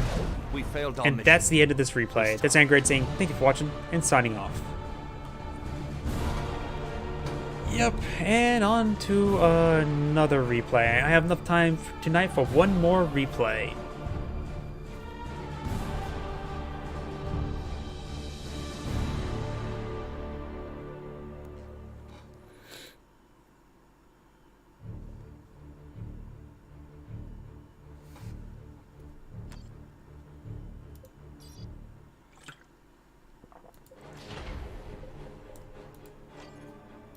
Let's see, that was this one. Let's see. Seen plenty of Imperial Guardsmen today. Seen plenty of Eldari and not so much of Hive. Let's go with that replay. Eeny, meeny, miny, mo. He plays a little bit safe. The game will probably be good, but just a little bit safe. Seems like nothing too crazy. This one, I have a feeling it's going to be a bit more crazy. That's just my guess.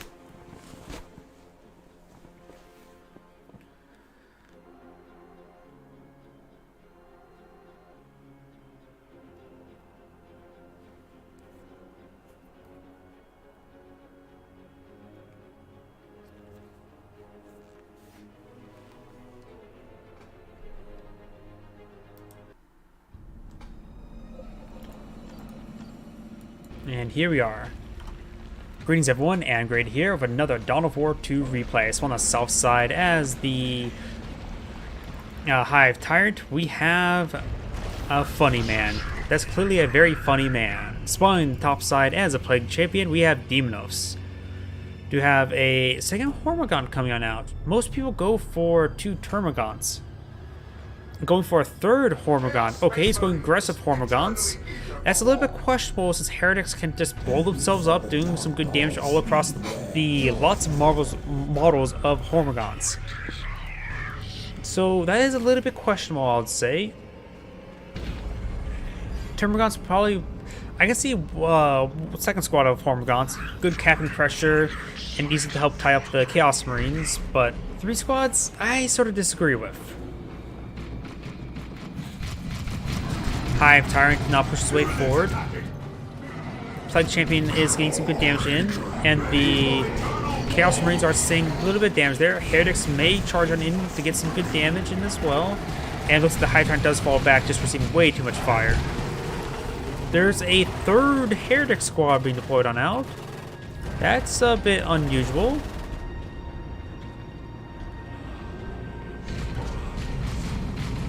Over here, we do have the power generator being captured on up. Heretics are going to make their advance. We do have the Chaos Marines pushing the way forward.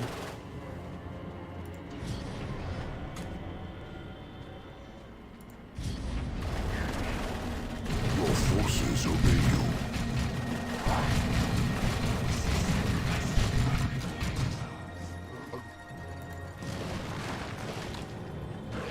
And we do have an immediate upgrade on the Hive Tyrant. I really don't know much about the Hive Tyrant upgrades. So we got Rending Talons. Upgrades the Hive Tyrant with Rending Talons, of course. And improved melee weapon effective against infantry. Also grants Seismic Roar, which deals 35 piercing damage and knocks back nearby units. So it's going to be a very melee focused Hive Tyrant, at least for the time being. You can always wipe off the weapon later on. Deals 6 piercing damage DPS for 10 seconds in affected area. So it does actually do damage over time for a roar? That's one way to find out, see how effective it is.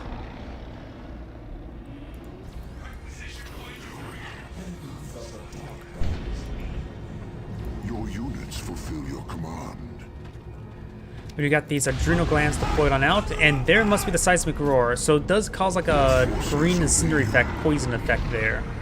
Oh, a little bit stuck right there, but didn't cause too much additional unusual effect. This one has an upgraded Aspiring Champion. The Hive Tyrant is quite wounded at the moment. It does fall back.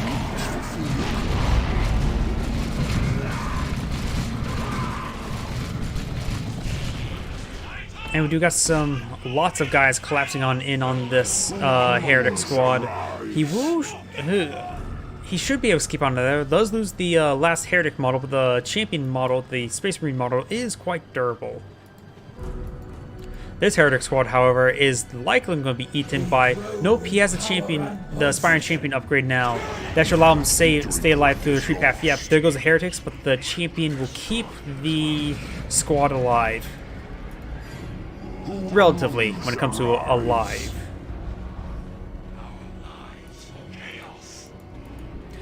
Yep, you shall give your lives for chaos. The quote... no, that's different. I'm thinking of a quote, but it won't really apply to this situation. It reminds me of General Patton's quote, "You don't win a war by dying for your country. You win a war by making the other poor dumb bastard die for his country. There's all the heretics models, so it looks like the Hormagaunts do understand Patton's way of thinking.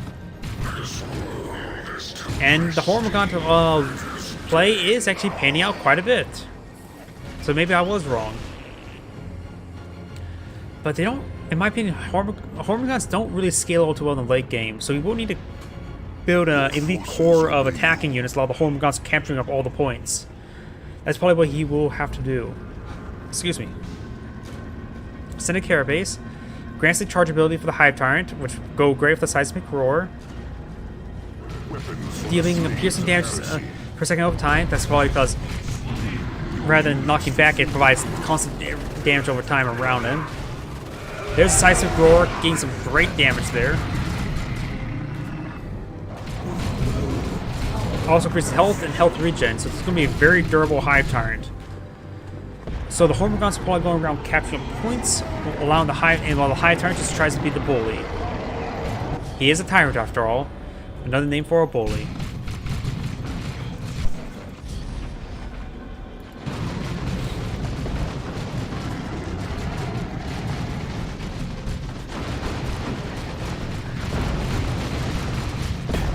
Good knockbacks there.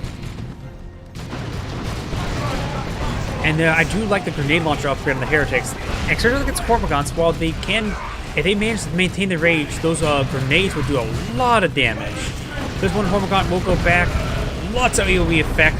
Well, the Hormagaunts may have, no, the Hormagaunts, none of them do go down, but a lot of them came close. 2 models. So 7 models in this one, but that's a lot of damage coming on out. We may yet triumph today. Tier 2 being researched by the Hive Tyrant. Let's see, what would you go for? Probably a Tyrant Guard. Tyrant Guard's pretty much standard most time, but not sure. Just have to wait for it, see what his opponent, what he actually deploys out. Rituals being activated, getting a lot of health regen. Oh, not a whole lot of health regen. That's probably a good amount of health regen for these other squads, like on the Chaos Marines who really needed that health. Call now upon the unholy power. Do not lose us that power. Of course, the Hive Tyrant's now charging forward, and here comes the Seismic Roar. Right? Now is a great time for us. No, he does not get the Seismic Roar off in time. I'm not so sure the energy cost. Maybe there's not enough energy to charge on in to go for the Seismic Roar, but he just charged to his death, literally. Time's up. Let's do this. Leroy Jenkins. That was usually the other way around. Usually,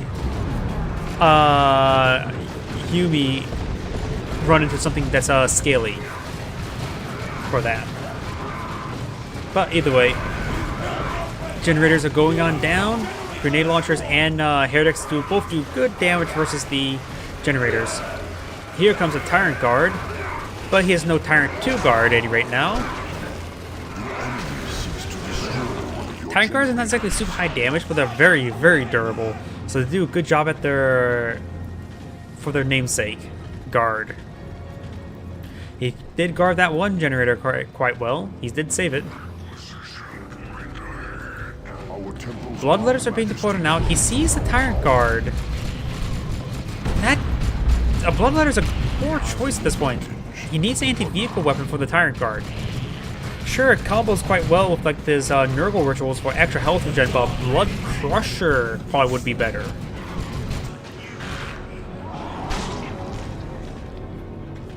So I do disagree with the Bloodletters.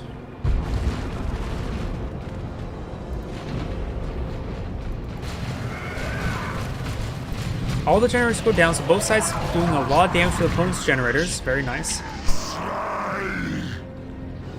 The Plague Champion has been the Hive Tyrant has been respawned.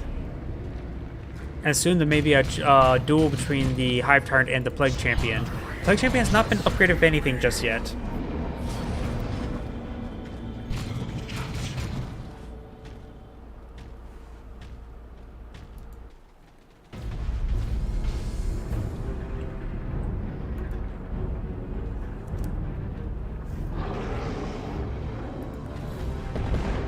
Spore mines have been deployed on out. That's unusual. I don't have any faith in spore mines. I feel like even if they do get really good hits, then they don't do enough damage to really warrant their cost.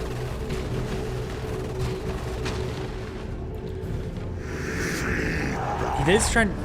Looks like those ones are actually doing some good damage over time. He will fall back to get some better health regen and reinforcements. From these rats. Maybe I'm being a little bit wrong with them, but it feels like whenever I see them, they're hardly any good. That's probably the best spore mine I've actually ever seen, and that's not saying a whole lot. Capillary Tower has been deployed on out. The Hormagaunts will try and tie up the Plague Champion melee.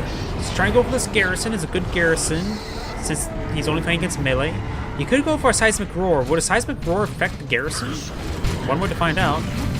The garrison's also not at full health, so potentially could be battered down. It only has 875, so it could be battered down. That which you built, the enemy has destroyed. Hormagaunts are being forced back by the heretics. These Hormagaunts are being forced back by the heretics, and there may be a squad wipe there, but the Bloodletter's teleport's not really that great. Your forces obey you. Tier 3 being researched by the Hive Tyrant.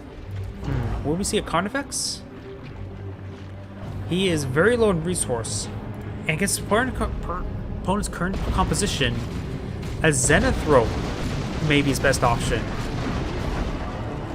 Your units fulfill your command. For those who are watching, what do you think? Zenithrope, Carnifex, or Swarmlord? I think Zenithrope will be the best out of them. He has good long-range AoEs, and he's fighting against a lot of light units.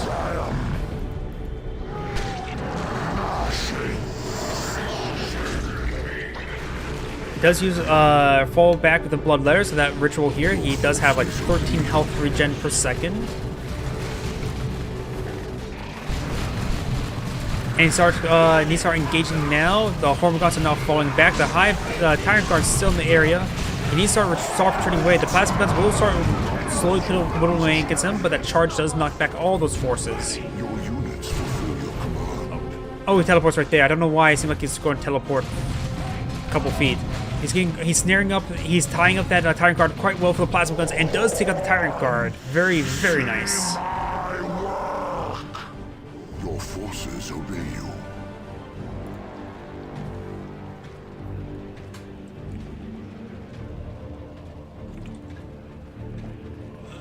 The Plague Champ is pretty far away from Tier 3, so the Hive Tyrant does have a very good tech advantage for the time being. Seismic Roar does knock back those Bloodletters. But these grenade launchers are doing some good work in. And these Hormagaunts need to fall back. They're getting a little bit overwhelmed. Good damage there onto these grenade launchers. Activate the ritual. They're trying to out-heal the damage. But of course, rituals can't affect himself. Maybe he's trying to do that to spread his forces out.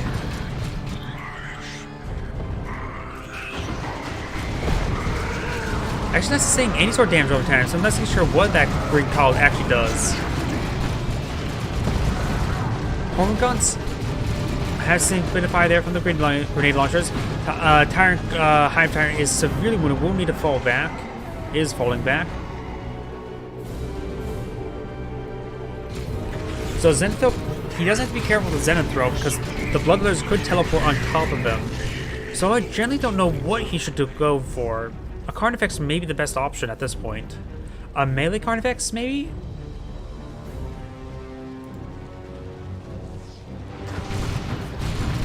He can't afford a Carnifex right now. He may be eyeing for a Swarmlord.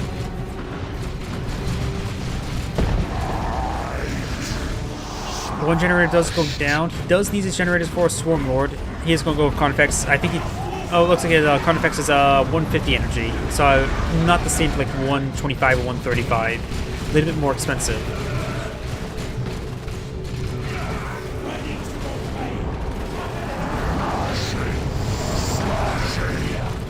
Hive Tyrant is falling him back, and these Versity generators will be cleaned on up. Hormagaunts will go around the flanks, capture its points, but there was a Plague Cloud right there, and Plague Clouds do a lot of damage versus these Hormagaunts. Beneath my skin.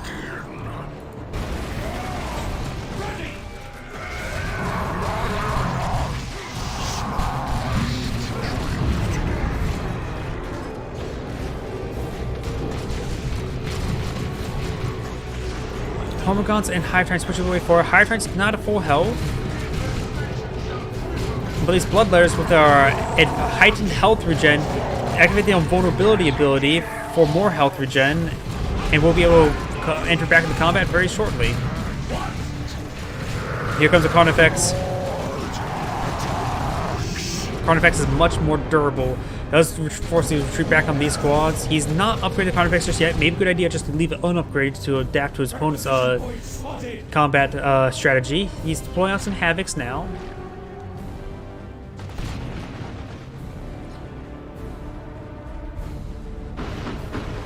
Grenade launchers coming on in. Nice knockback there on the Hormagaunts. All 3 Hormagaunts are here.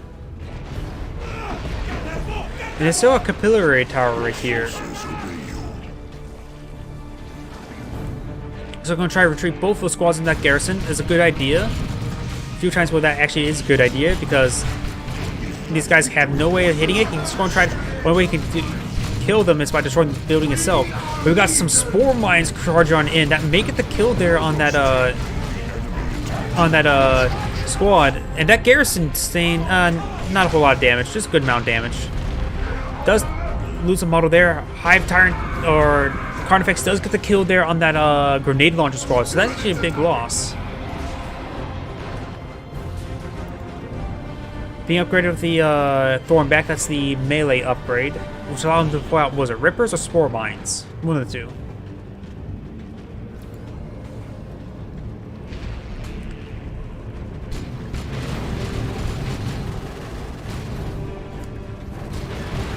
Good hits there by the last cannon.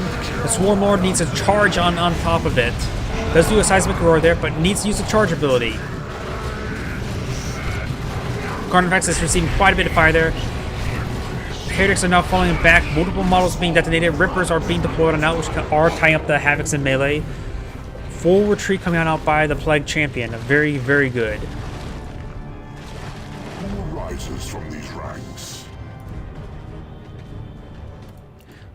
He's actually now getting a Sergeant upgrade? Oh no, he's getting Sergeant Aspiring Chart being upgraded on the Chaos Marines. He must have lost the champion beforehand. Spore Mines charging in, trying to show that Plague Marine who's boss. But really it's doing a poor job of that. It does have the Plague Fist ability there. That gives him an anti-vehicle melee weapon. Teleports on in, trying to get these Hormagaunts. Will force him back, likely won't get the wipe. Hive Tyrant is down half health. And we got a last cannon shot there onto the Carnifex. He will escape out the arc now. Seismic Roar was utilized.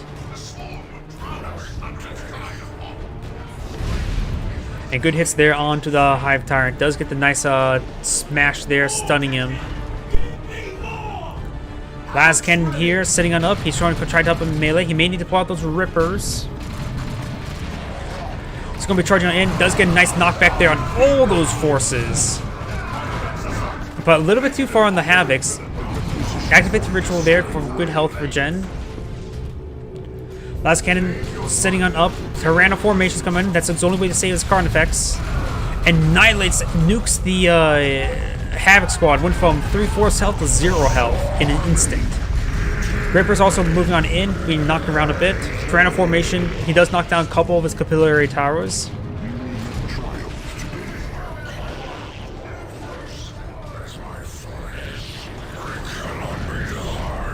Ripper's being nibbling at the feet, biting the ankles of the Bloodletters. And we've got Hormagaunts not coming to support there now. I think the Plague Cloud's being called on in right there. Yeah, Plague Cloud's being called on in. He does retreat back nice and early because that would annihilate the Hormagaunts.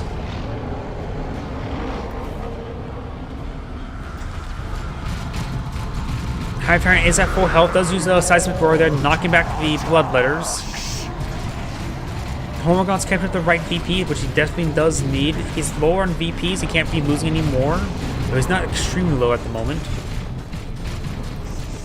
Carnifex here, pushes his way forward towards his own generators.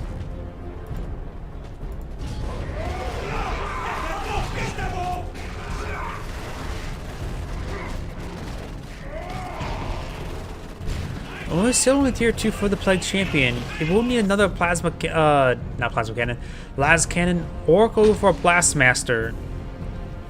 Against all the Hormigons, a Blastmaster wouldn't be half bad, but it is a bit situational.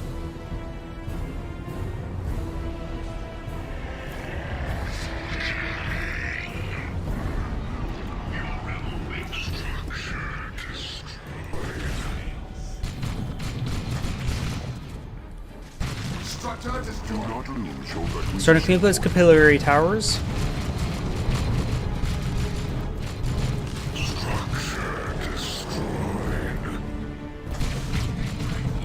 Chaos Dreadnought being deployed on out, that's probably a good idea. Maybe with the Mark of Khorne for heavy melee. Though he's already fighting against heavy melee. The enemy has 200. Autocannon wouldn't be half bad. The frag launchers will allow him to engage that range. Any will work, honestly. Stay clear. Your forces obey you. Counter at this point, very nice.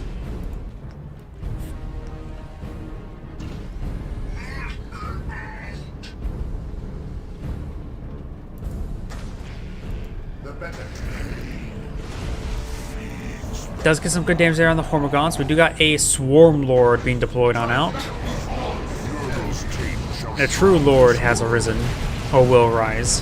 We have the victory point. Ritual is being activated, very nice. The Bloodletters are now at full HP. Now here comes the Carnifex. That's Heretic Squad will not get wiped, but will lose a large number of models. Autocannon's making his way forward, trying to pitch in some damage there. Autocannon's more of a soft cannon than a hard counter. And that is, the Plague Champion does have an anti-vehicle melee, but since the Carnifex is also heavy melee beats heavy melee. There goes that Termagon squad. Maybe start hitting that Dreadnought. Does do a charge there, knocking back the Heretics, getting significant amount of damage there. You won't get the squad wipe there on the Heretic, but you will get one last model. Heretics are engaged in the Termagants, or Hormigons. The Hormigons will be falling back. He may actually lose that Hormigon squad as well. And these squads actually are important for capturing. It looks like he won't lose it. He needs to keep these Hormigons alive just for capping pressure. With the Carnifex, Hive Tyrant, and Swarm Lord, that's going to be a heavy assault squad, a kill team to engage his opponent's force, while the rest guys can just start nibbling away at the VPs. Going for another generator.